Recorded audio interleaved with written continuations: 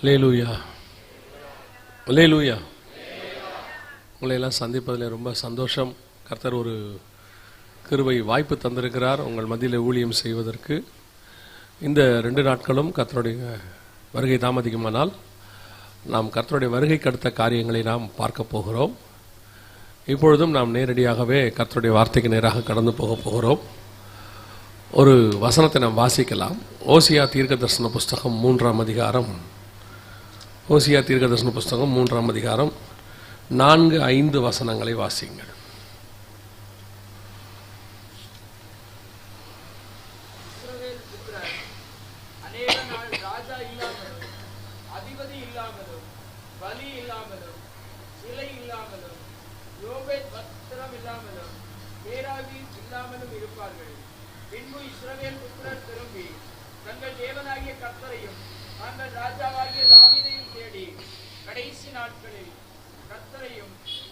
அவருடைய தயவையும் நாடி அஞ்சி இருக்கையில் வருவார்கள், அஞ்சிக்கையாய் வருவார்கள். நம் கண்களை மூடுவோம். நல்ல தகப்பனே, எங்கள் சர்வ வல்லமை உள்ள ஆண்டவரே, அருமையான நாட்களுக்காய் உமக்கு ஸ்தோத்திரம். நாட்களை விசேஷித்துக் கொள்ளுகிறவன் கர்த்தருக்கென்று விசேஷித்துக் கொள்ளுகிறான் என்ற வசனத்தின்படி ஆண்டவரே, இந்த நாட்களை நாங்கள் உமக்கென்று விசேஷித்திருக்கிறோம். ஒவ்வொரு வருடம் உடைய கிருபை, இரக்கம், தயவு எங்களோடு கூட இருப்பதுக்காக நன்றி. இந்த வருஷத்தில் நாங்களும் இங்கே இருக்க நீர் பாராட்டின தயவுக்காக உமக்கு ஸ்தோத்திரம். தேவனாகிய கர்த்தர் முகாந்திரம் இல்லாமல் எதையும் செய்ய மாட்டீர் என்று நாங்கள் அறிந்திருக்கிறோம். ஆண்டவரே, இந்த காலை வேளையிலும் தேவனாகிய கர்த்தர் எங்களோடு கூட இடைபடுவீராக, மகிமைப்படுவீராக, உடைய வசனத்தை அனுப்புவீராக, வந்திருக்கிற ஒவ்வொருத்தரோடும் பேசுவீராக. திரும்பி போகும் பொழுது வசனத்தை பெற்றுக்கொண்டவர்களாக, வருகைக்கு ஆயத்தப்பட்டவர்களாய் திரும்பி போக கர்த்தர் கிருபை தருவீராக. மகிமையுள்ள கரத்தில் எங்களை தாழ்த்துகிறோம் எங்கள் ஆண்டவர் இயேசுவின் நாமத்தில் பிதாவே, அல்லேலூயா. ஓசியா தீர்க்கதரிசன புஸ்தகம் 3ஆம் அதிகாரம் 4-5 வசனங்களிலிருந்து தான் நாம் இன்னைக்கு பார்க்க போகிறோம். இந்த கடைசி நாட்கள், இது கடைசி நாட்கள் என்பதற்கு நிறைய அடையாளங்களை நாம் பார்த்து கொண்டே இருக்கிறோம். இப்போது சர்வசாதாரணமாகவே தெரிய ஆரம்பிச்சிருச்சு இது கடைசி நாட்கள் தான் அப்படின்னு சொல்லி. ஒரு காலத்தில் கடைசி நாட்கள்னு சொன்னால் அதுக்கு சில சந்தேகங்கள் இருக்கும், எதை வச்சு சொல்கிறீங்க அப்படின்னு. இப்போ நடக்கிற சம்பவங்கள் எதையுமே நாம் கடைசி நாட்களோடு ஒப்பிட்டு பார்க்க முடியும். அவ்வளவு மிக முக்கியமாக கர்த்தருடைய வருகைக்கான காரியங்கள் நடைபெற்று கொண்டிருக்கிறது. ஆனால் இன்றைக்கி இன்னொரு பிரச்சனை இருக்கிறது. என்ன அப்படின்னா, சபையானது இரகசிய வருகையில் எடுத்துக்கொள்ளப்படும் அப்படிங்கிறதை கொஞ்சம் கொஞ்சமாக சபைகளுக்குள்ளிருந்து பிசாசானவன் அந்த உபதேசத்தை எடுத்துக்கொண்டே இருக்கிறான். அதாவது கொரிந்தியருக்கு எழுதும்போது பவுல் சொல்லுகிறார், உண்மை நின்று உங்களுடைய இருதயம் வழிவிலகி போய்விடுமோ என்று நான் பயந்திருக்கிறேன் அப்படிங்கிறார். அதே நிலைமையில்தான் இன்னைக்கு சபை இருக்கிறது. சபை என்பது கர்த்தருடைய வருகைக்காக ஆயத்தப்படப்படுகிற ஒரு இடம், மனவாட்டி. ஆனால் இன்னைக்கு கடைசி காலத்திலே சபை என்பது பல விதத்தில் உருமாறி இருக்கிறது. அது பிளெஸிங் சென்டராக மாறிடுச்சு, அப்புறம் டெலிவரன்ஸ் சென்டராக மாறிடுச்சு, அப்புறம் அது ஹீலிங் சென்டராக மாறிடுச்சு. இன்னும் சொல்லப்போனால் நிறைய இடங்களில் அது கமர்ஷியல் சென்டராக மாறிடுச்சு. அப்போது இதெல்லாம் அதில் கிடையாதுங்களா? அப்போ ஹீலிங் கிடையாதா, டெலிவரன்ஸ் கிடையாதானா? எல்லாம் உண்டு. ஆனால் சபை அதுக்கான சென்டர் இல்லை. சபை டிரான்ஸ்ஃபர்மேஷன் சென்டர். சபை தேவனுக்கென்று மறுரூபமாகிற இடம். சபையை கொண்டு போய், மனவாட்டியை கொண்டு போய் மணவாளன் கையில் ஒப்படைக்கிற இடம் தான் சபை, அதுக்கு ஆயத்தப்படுத்துகிற இடம். ஆனால் இன்றைக்கி அதுலேயே நமக்கு ஹீலிங் உண்டு, தெய்வீக சுகம் உண்டு, அதுலேயே நமக்கு விடுதலை உண்டு, அதுலேயே நமக்கு ஆசீர்வாதம் உண்டு, எல்லாம் உண்டு. ஆனால் இன்றைக்கி அதை தனியாக எடுத்து நாம் பேசுகிற அளவுக்கு சபை போயிருச்சு. எங்கள் சபை ஹீலிங்க்கான சபை அப்படின்னு சொல்கிற இடத்துக்கு அது போயிருச்சு. ஸோ அதனால தான் சொல்கிறேன், சபை எதற்காக உருவாக்கப்பட்டதோ அந்த நோக்கத்தை கொஞ்சம் கொஞ்சமாக பிசாசு எடுத்துக்கிட்டே இருக்கான், அல்லது அந்த உபதேசங்கள் சபையை விட்டு வெளியே போய்கொண்டே இருக்கிறது. அதில் மிக முக்கியமானது ஒன்று, சபை கர்த்தருடைய வருகைக்காக தான் ஆயத்தப்படுத்தப்பட்டது. சபையினோட கர்த்தர் உருவாக்குனதே அவர் வரும் அளவும் இருக்கிறதுக்கு தான். அதனால தான் திருவிருந்து எடுக்கும்போது கூட நம்ம என்ன சொல்லி எடுக்கிறோன்னா, நான் வரும் அளவும் என்னை நினைவு கூறும்படி இதை செய்யுங்கள் என்றார். 1 கொரிந்தியர் 11 வாசிக்கிறோம். ஆனால் அவர் வரும் அளவும் என்பது தான் இங்கே ரொம்ப முக்கியம். அவர் வர வரைக்கும் தான் உடன்படிக்கை, அவர் வர வரைக்கும் தான் சபை. அதற்கு பிறகு சபையானது உபத்திரவ காலம், கைவிடப்பட்ட சபை என்று பெயர் பெறுகிறது. ஆனால் இன்னைக்கு சபையானது அந்த ரகசிய வருகை எடுத்துக்கொள்ளப்படுதலுக்கு முக்கியத்துவம் கொடுக்கிறதா என்றால் இல்லை. முதலாம் வருகை இயேசு கிறிஸ்து வந்தது சிலுவையில் அறையப்படவும் சகல ஜனங்களை மீட்கவும் பிரதான ஆசாரியராய் அவர் பலிகளை ஏறெடுக்கவும் தான் வந்தார் என்று சொல்லி வேதம் தெளிவாய் சொல்லுகிறது எபிரேயர்ல. ஆனால் யூதர்கள் அவரை ராஜாவாக எதிர்பார்த்ததுனால ஆசாரியராக வந்த அவரை விட்டுவிட்டார்கள். பஸ்கா ஆட்டுக்குட்டியை அவர்கள் தவற விட்டு விட்டார்கள். இப்ப சபையும் அதே நிலைமையில் தான் இருக்கிறது. இரண்டாவது முறை இயேசு வரப்போகிறார். அதுல முதலாவது சம்பவம் சபை எடுத்துக்கொள்ளப்படுதல். அந்த சபை எடுத்துக்கொள்ளப்படுதலை நாம் கவனிக்கிறதில்லை. இப்பொழுது சபையானது ஆசீர்வாதத்தினுடைய மிக முக்கியமான பகுதிக்குள்ளே கடந்து போயிடுச்சு. அதில் ஒரு பார்ட் என்ன ஆயிடுச்சுன்னா, ரகசிய வருகை இல்லைன்னு பிரசங்கம் பண்ணுற மிகப்பெரியவர்கள் எல்லாம் வர தொடங்கி விட்டார்கள்.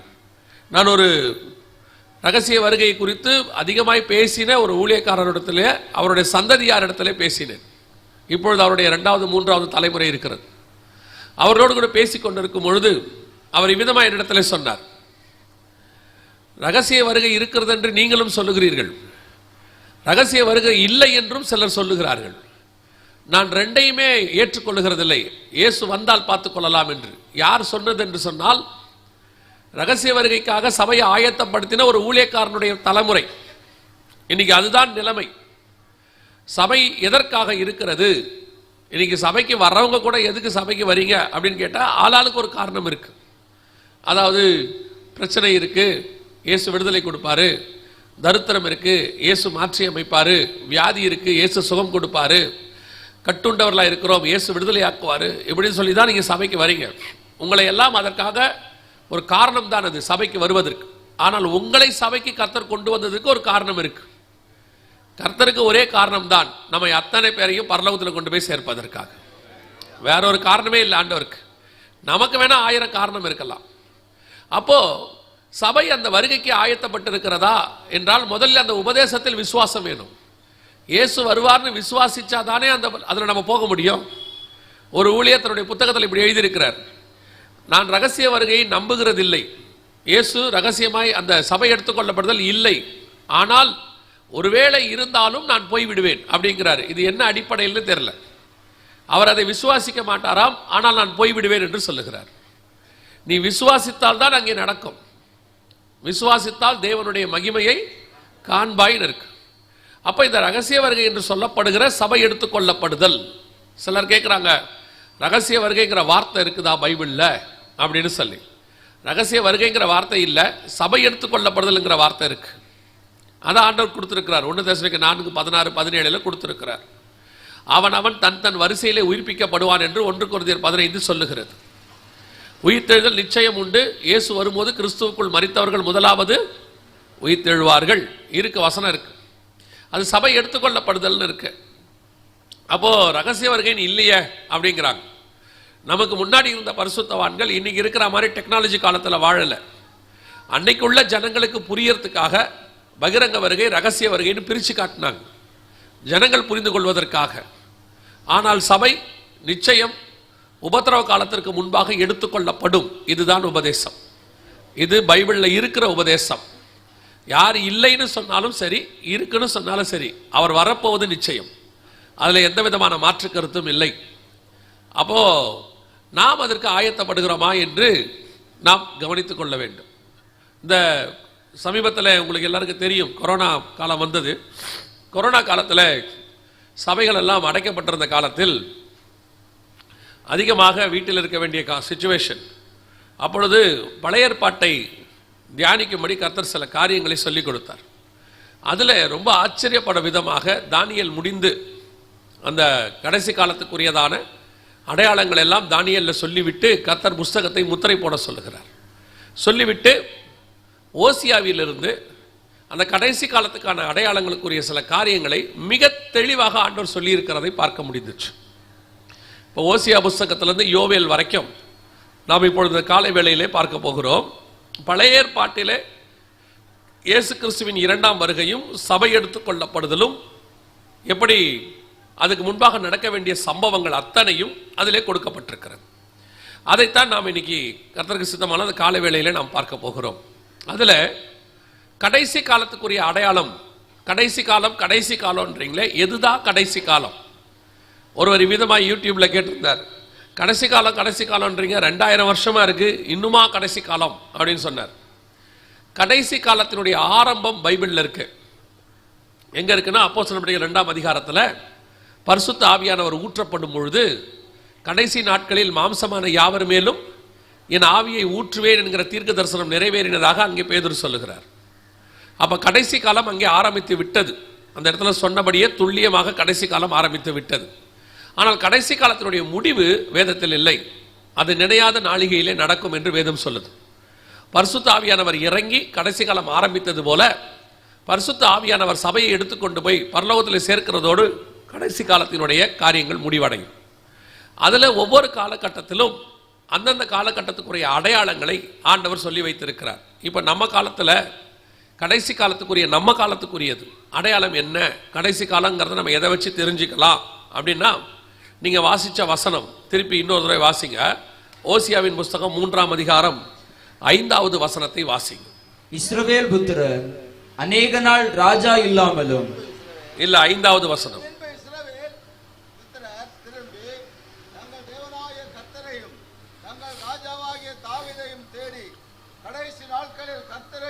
கடைசி நாட்களில் கர்த்தரையும் அவருடைய தயவையும் நாடி இஸ்ரவேல் புத்திரர் எப்பொழுது திரும்பி வருகிறார்களோ அது கடைசி நாட்கள். வசனம் தெளிவா சொல்லுது. ஓசியா 3:5 இஸ்ரவேல் புத்திரர் கடைசி நாட்களில் கர்த்தரையும் அவருடைய தயவையும் நாடி அஞ்சிக்கையாய் வருவார்கள் என்று இருக்கிறது. கிபி 70 அதாவது இயேசு கிறிஸ்துவுக்கு பரமேறி போனதுக்கு பிறகு கிபி 70 இஸ்ரவேல் புத்திரர் உலகமெங்கும் சிதறடிக்கப்பட்டார்கள். அப்படி சிதறடிக்கப்பட்டவர்கள் அவர்கள் சுய தேசத்துக்கு வரவே இல்லை. எத்தனை வருஷம் வரவில்லை என்றால் ஏறக்குறைய 1850 வருஷம் வரவில்லை.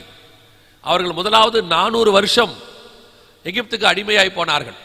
70 வருஷம் பாபிலோனுக்கு அடிமையாய் போனார்கள். இதெல்லாம் நமக்கு இருக்கு வேதத்தில். அதே மாதிரி 1850 வருஷத்துக்கு மேல அவர்கள் அடிமைகளாக பல தேசங்களிலே இருந்தார்கள். அதில் குறிப்பாக 1918க்கு பிறகு அவர்கள் திரும்பி வருவதற்கு ஆண்டவர் வழிவகை செய்தார். 1948க்குள்ளே அவர்கள் தனி நாடாக பிரகடனப்படுத்தினார்கள். இப்பொழுது இஸ்ரவேல் புத்திரர் 100-120 வருஷமாக திரும்பி வந்து கொண்டிருக்கிறார்கள். அதாவது 1918 பால்ஃபர் டிக்ளரேஷன்ல இருந்து 2024 வரைக்கும் அவர்கள் திரும்பி வந்து கொண்டே இருக்கிறார்கள். இதுதான் இஸ்ரவேல் புத்திரர் திரும்பி வருவதற்கான மிக முக்கியமான காரியங்கள் நடைபெற்றுக் கொண்டிருக்கிறது. கவனிங்கள், 1918 உருவானதான இந்த பால்ஃபர் டிக்ளரேஷன் வழியாக ஏற்படுத்தப்பட்ட இந்த தீர்க்க தரிசனம், அதாவது பைபிள்ல சொல்லப்பட்ட ஓசியா 3:5 துல்லியமாக நிறைவேற ஆரம்பித்தது. அதன்படி நம் கண்களுக்கு முன்பாக இந்த 2021-22 வரைக்கும் இஸ்ரவேல் புத்திரர் திரும்பி வந்து கொண்டே இருக்கிறார்கள். எல்லா இடங்களிலிருந்தும் அவர்கள் வந்து கொண்டே இருக்கிறார்கள்.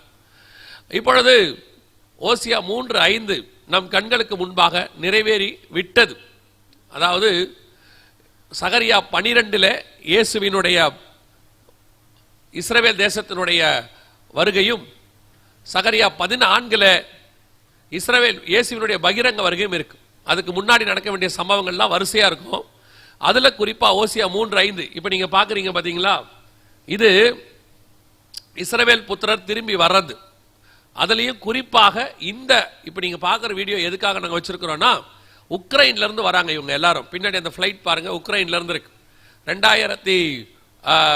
2020 உக்ரைன், 21 உக்ரைன் ரஷ்யா உக்ரைன் பிரச்சனை ஆரம்பிச்சிச்சு. அதுக்கு முன்னாடி கர்த்தர் அவர்களை வெளியே கொண்டு வந்துட்டார். இவங்க வந்ததுல இருந்து அந்த பிரச்சனை ஆரம்பிச்சிச்சு. அதாவது அவங்க வந்த பிறகு இந்த பிரச்சனைகள் அங்கே ஆரம்பித்து விட்டது. ஆண்டவர் துல்லியமாக ஓசியா 3:5 இஸ்ரவேல் புத்திரர் திரும்பி வருவதற்கான எல்லா காரியங்களையும் துல்லியமாய் செய்து விட்டார். எதற்காக நாம் இந்த அடையாளத்தை பார்க்கிறோம், ஏன் இதுல இருந்து ஆரம்பிக்கிறோம் அப்படின்னா, இஸ்ரவேல் ஜனங்கள், எருசலேம் தேவாலயம், இது இல்லாமல் கடைசி காலத்தின் அடையாளத்தை நாம் பார்க்கவே முடியாது. ஆண்டவர் இதன் அடிப்படையில் தான் வச்சிருக்கிறார். அதுவும் ஒரு அடையாளம். வானத்திலே அடையாளம் இருக்கிறது, மடவெனவென்று அகன்று போகும். பூமியிலே ஒரு அடையாளம் இருக்கிறது, பூமி எல்லாம் அதிர்ந்து போகும். அப்புறம் மலைகளிலே அடையாளம் இருக்கிறது, தீவுகளிலே அடையாளம் இருக்கிறது, சூரியனிலே அடையாளம் இருக்கிறது, சந்திரனிலே அடையாளம், எல்லாத்திலே கர்த்தர் அடையாளத்தை கொடுத்து வச்சிருக்கிறார். சூரியன் கருத்த கம்பளியை போல கருக்கும், சந்திரன் ரத்தம் போல ஆகும், நட்சத்திரங்கள் பூமிக்கு மேல் வந்து விழும், வானம் சுருட்டப்பட்ட புஸ்தகத்தை போல விலகி போகும். ஒவ்வொன்றத்திலையும் அடையாளம் வச்சிருக்கிறார். எதற்காக அப்படின்னு பார்த்தீங்கன்னா, எதை ஒன்றை பார்த்தாவது சபை வருகைக்கு ஆயத்தப்பட்டு விட வேண்டும். வானத்திலிருந்து பூமி வரைக்கும் நீங்க எதை வேணாலும் பாருங்க, எல்லாத்திலையும் அடையாளம் இருக்கும். மரங்களில் 1/3 வெந்து இல்லாமல் போகும் இருக்கும். சமுத்திரத்தில் 1/3 உயிரினங்கள்லாம் செத்து போகும் இருக்கும். ஆறுகள் இருக்கு, எல்லாத்திலையும் வச்சிருக்கிறார். கர்த்தர் அன்பான தேவன். எதை பார்த்தாவது என் ஜனம் என்னிடத்தில் வந்துவிட வேண்டும் என்று கர்த்தர் விரும்புகிறார். ஆனால் பிசாசு இந்த காலத்தில் நீங்கள் எதையும் பார்க்காதபடிக்கு பூமியின் ராஜாக்களையும் மகிமைகளையும் பார்க்கும்படி இப்பொழுது சபையை திருப்பி கொண்டிருக்கிறார். உலகத்தின் மகிமைகளையும் அவர்களுடைய காரியங்களையும் பிசாசு காட்டி கொண்டிருக்கிறார். ஆண்டவர் எல்லாத்தையும் பார்க்க சொல்றார். நீ பார், எல்லாத்திலையும் அடையாளம் இருக்கிறத பார். ஆனா இன்னைக்கு சபை எதையும் பார்க்க தயாராக இல்லை. சபை இன்னைக்கு உலகத்தை பார்க்க தயாராகி விட்டது, மகிமைகளை பார்க்க தயாராகி விட்டது. ஒரு நாள் ஆண்டவர் சொன்னார், ஓநாய்களுக்குள்ளே ஆடுகளை அனுப்புகிறதை போல உங்களை அனுப்புகிறேன் என்று. அதே நேரத்தில் சபைக்கு பவுல் சொல்லிவிட்டு போனார், இதோ மந்தையை தப்ப விடாத ஓநாய்கள் வரும் என்று சொல்லி. நாம் ஒரு காலத்தில் அப்போஸ்தலர்கள் ஓநாய்களுக்குள்ளே போன ஆடுகள். இப்பொழுது கடைசி காலம், ஓநாய்கள் சபைகளுக்குள்ளே வந்து ஆடுகளை பட்சிக்கிற காலம். இப்பொழுது சபை ஆயத்தப்பட்டால் ஒழிய, விழித்து கொண்டால் ஒழிய, இருக்கிற கள்ள உபதேசங்களுக்கு சபை பாதுகாத்துக் கொண்டால் ஒழிய வருகையிலே சபை போகாது. டினாமினேஷன் பேஸ் பண்ணியோ அல்லது நம்முடைய அனுபவத்தை பேஸ் பண்ணியோ இந்த டினாமினேஷன் இவ்வளவு அனுபவசாலி பரலோகத்துக்கு வருவார் என்று வேதம் சொல்லவே இல்லை. இயேசு கிறிஸ்துவோடு கூட 3.5 வருஷம் அப்போஸ்தலராய் இருந்தவன் கடைசி 3 நாட்களிலே திருடனாய் போனான். அவன் ஆக்கினை தீர்ப்பு அடைந்தான் என்று வேதத்தில் வாசிக்கிறோம் யூதாசை குறித்து. ஆனால் வாழ்நாள் எல்லாம் திருடனாய் இருந்தவன் கடைசி சில மணி நேரங்களிலே சிலுவையிலே தொங்கினான். ஆனால் இயேசுவை ஏற்றுக்கொண்டான். அவன் அவரோடு கூட பரதீசிக்குள்ளே பிரவேசித்தான் என்று சொல்லி பார்க்கிறோம். நாம் எவ்வளவு காலம் எப்படி இருந்தோம் என்பது முக்கியம் அல்ல, இயேசு வரும்போது சபை எப்படி இருக்க போகிறது என்பதுதான் முக்கியம். இன்னைக்கு கிறிஸ்துவை சந்திக்கிற இடத்தில் நாம் இருக்கிறோமா? இன்னைக்கு சபையை இந்த அடையாளங்களை பார்க்க விடாதபடிக்கு பிசாசு தடுத்து கொண்டிருக்கிறான். நிறைய டிஸ்ட்ராக்ஷன்ஸ், நிறைய தரிசனங்கள் மாற்றப்பட்டு விட்டது. ஆத்தும ஆதாயம் தான் தரிசனம். கட்டடம் கட்டுவது தரிசனம் கிடையாது, அது தேவை. சபையில ஆத்துமாக்கள் நிறைய வந்துட்டா அவர்களை உட்கார வைப்பதற்கு இடம் வேண்டும், அது தேவை. ஒரு மைக் தேவை, ஒரு ஸ்பீக்கர் தேவை. எப்படி மைக் தரிசனம் ஆகும்? எப்படி ஸ்பீக்கர் தரிசனம் ஆகும்? ஆத்தும ஆதாயம் மட்டுமே தரிசனம். தரிசனத்தை விட்டு சபை இன்னைக்கு இடத்தை நோக்கி போய்கொண்டிருக்கிறது. அதனுடைய விளைவுதான் இன்னைக்கு சபை உலகத்தை பார்க்க ஆரம்பித்து விட்டது. அவங்கள மாதிரி இருக்கணும், இவங்கள மாதிரி இருக்கணும், அமெரிக்காவை மாதிரி இருக்கணும், ஆப்பிரிக்காவை மாதிரி இருக்கணும், யார மாதிரியும் இருக்கக்கூடாது. சபை தேவனுடைய சாயலாய் இருக்க வேண்டியது மட்டும்தான் சபை. தேவ சாயலை தவிர வேற எந்த சாயலுக்கும் சபைக்கு இடம் இல்லை. இன்னைக்கு கடைசி காலத்தில் சபை உலக சாயலை தரித்து கொண்டிருக்கிறது. மனுஷகுமாரத்திகள் அதிக சௌந்தரியம் உள்ளவர்கள் என்று கண்டு தேவ புத்திரர் பெண்களை கொண்டது போல கடைசி காலத்தில் நோவா காலத்தில் எப்படி நடந்தது அப்படியே மனுஷகுமாரன் வரும் காலத்திலும் நடக்கும் என்று வேதம் சொல்லுகிறது. அதன் அடிப்படையில் தான் இப்பொழுது சபையானது உலகத்தோடு கூட ஒத்த வேஷம் தரிக்கிற இடத்திலே நின்று கொண்டிருக்கிறது. ஆண்டவர் சொன்னபடி கடைசி காலத்தின் அடையாளம் நம் கண்களுக்கு முன்பாக இஸ்ரவேல் புத்திரர் திரும்பி வந்து விட்டார்கள். யோசிச்சு பாருங்க, 1850 வருஷமா இல்லாத ஒரு இனம், ஒரு மொழி, ஒரு தேசம், ஒரு தலைநகரம் நம் கண்களுக்கு முன்பாக கர்த்தர் சொன்னபடியே துல்லியமாய் திரும்பி வந்திருக்கிறது என்று சொன்னால் நம்முடைய ஆண்டவர் இயேசு கிறிஸ்து ஒருவரே மெய்யான தேவனாக இருக்கிறார். அவருடைய வேதமே மெய்யான வேதமாக இருக்கிறது. இத்தனை துல்லியமாய் தீர்க்க தரிசனம் சொல்லி நிறைவேற்றுகிற தேவனும் வேதமும் உலகத்தில் வேற எங்கும் இல்லை. அது நம்முடைய ஆண்டவரும் நம்முடைய வேதமும் மட்டுமே. நம் கண்களுக்கு முன்பாக துல்லியமாய் ஓசியா 3:5 நிறைவேறிவிட்டது. உங்களுக்கு யாராவது இது கடைசி காலம் இல்ல, உங்களை ஏமாத்துறாங்க அப்படிலாம் கிடையாது, சும்மா சொல்றாங்க அப்படின்னு யாராவது ஏதாவது சொன்னா நம்பாதிருங்கள். ஏன் தெரியுமா? உங்க கண்ணுக்கு முன்னாடி இஸ்ரவேல்னு ஒரு தேசம் இருக்கு, உங்க கண்ணுக்கு முன்னாடி யூதர்கள்னு ஒருத்தர் இருக்கிறாங்க, ஒரு தனி தேசம் இருக்குன்னு சொன்னாலே அது கடைசி காலம்தான். ஏன்னா அவங்க கடைசி காலத்துல தான் வருவாங்கன்னு பைபிள் சொல்லுது. அவர்கள் வந்து விட்டார்கள்.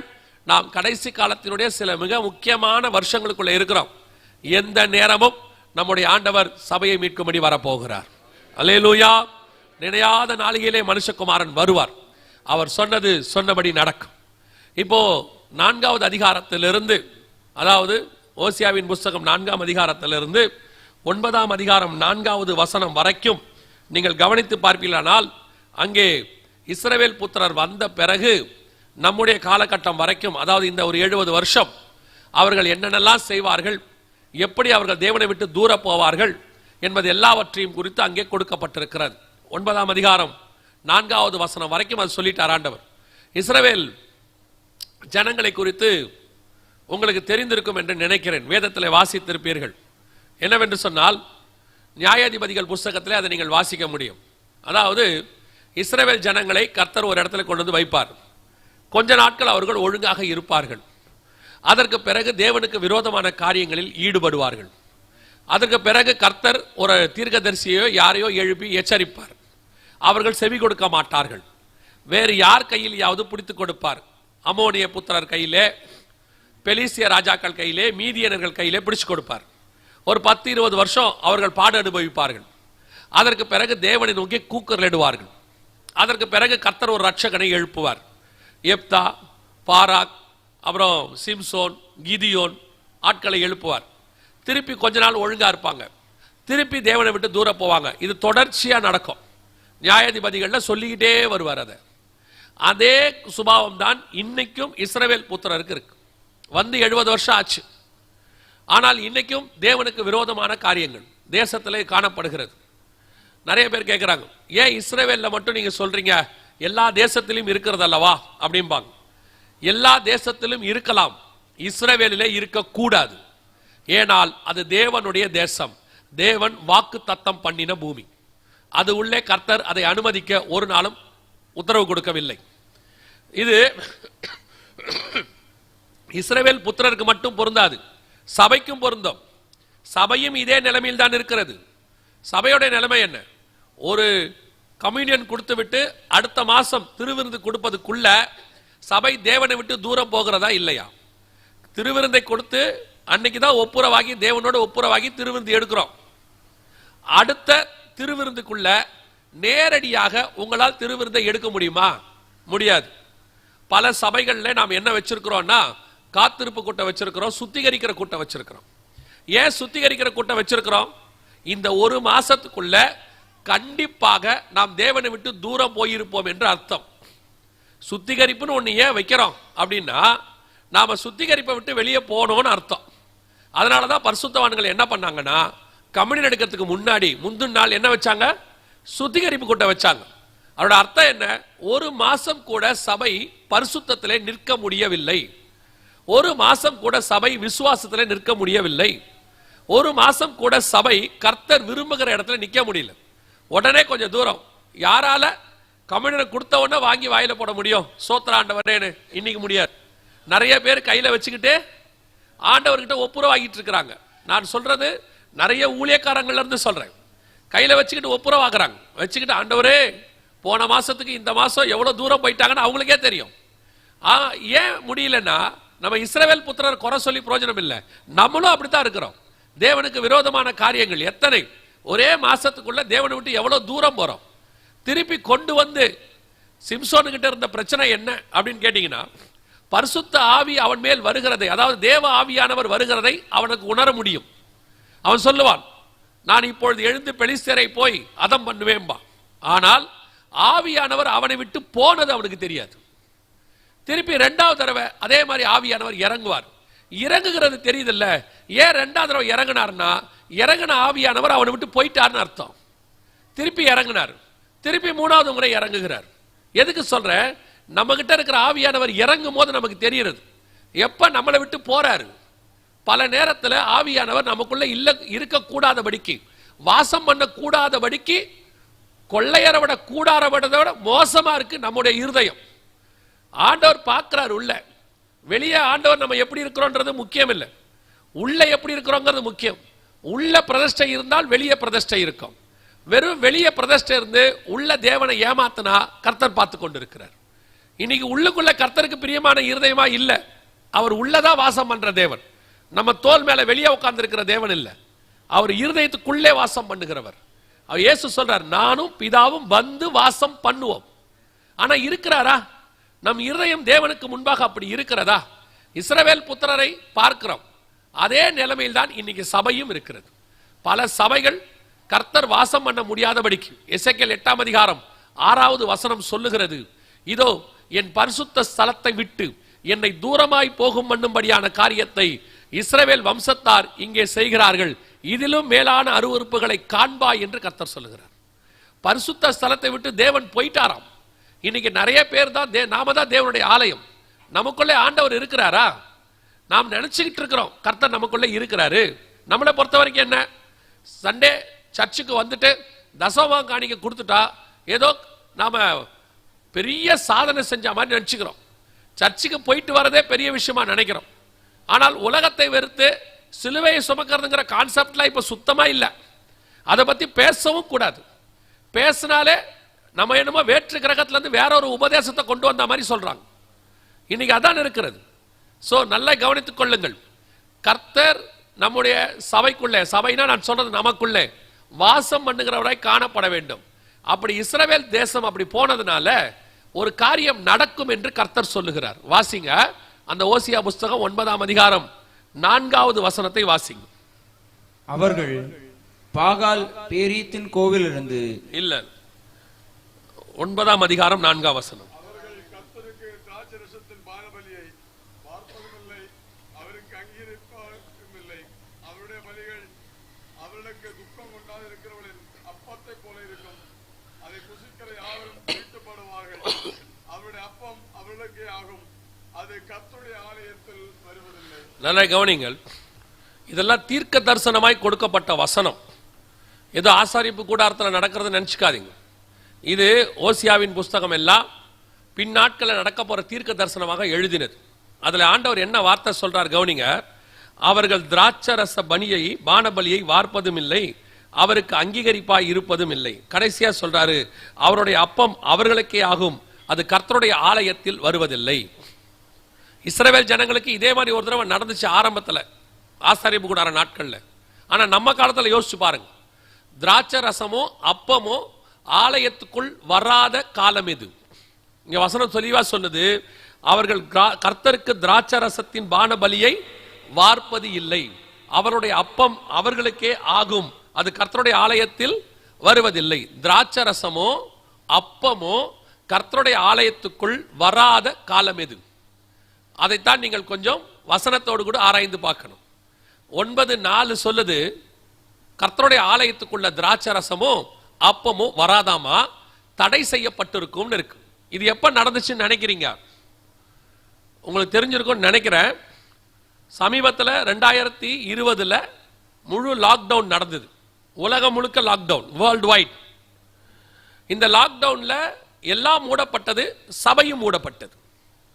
குறிப்பாக சபைக்குள்ளே திராட்சை ரசமும் அப்பமும் கொண்டு வரப்படவில்லை, நிறுத்தப்பட்டது.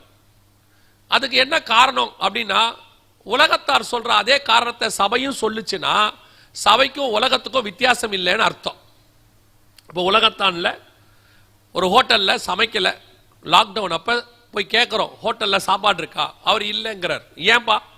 கொரோனா வந்துருச்சு, அரசாங்கம் மூட சொல்லிருச்சு, அதனால நாங்க செய்யல. இது அவங்களுடைய காரணம். நீங்க ஒரு வேலைக்கு போறீங்க, அவங்க சொல்றாங்க வேலை இல்லை, ஆபீஸ் மூடியாச்சு. என்ன காரணம்? கொரோனா வந்துச்சு, அரசாங்கம் சொல்லுச்சு.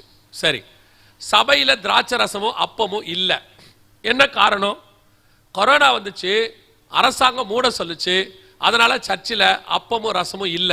அப்படின்னா உங்களுக்கும் அந்த ஹோட்டலுக்கும் என்ன வித்தியாசம்? அந்த ஹோட்டல்ல சாப்பாடு கொடுக்காததுக்கும் இங்க கொடுக்காததுக்கு என்ன வித்தியாசம்? சபை என்பது எப்பவுமே எல்லா வாதைகளிலும் தனித்து நிற்கும்.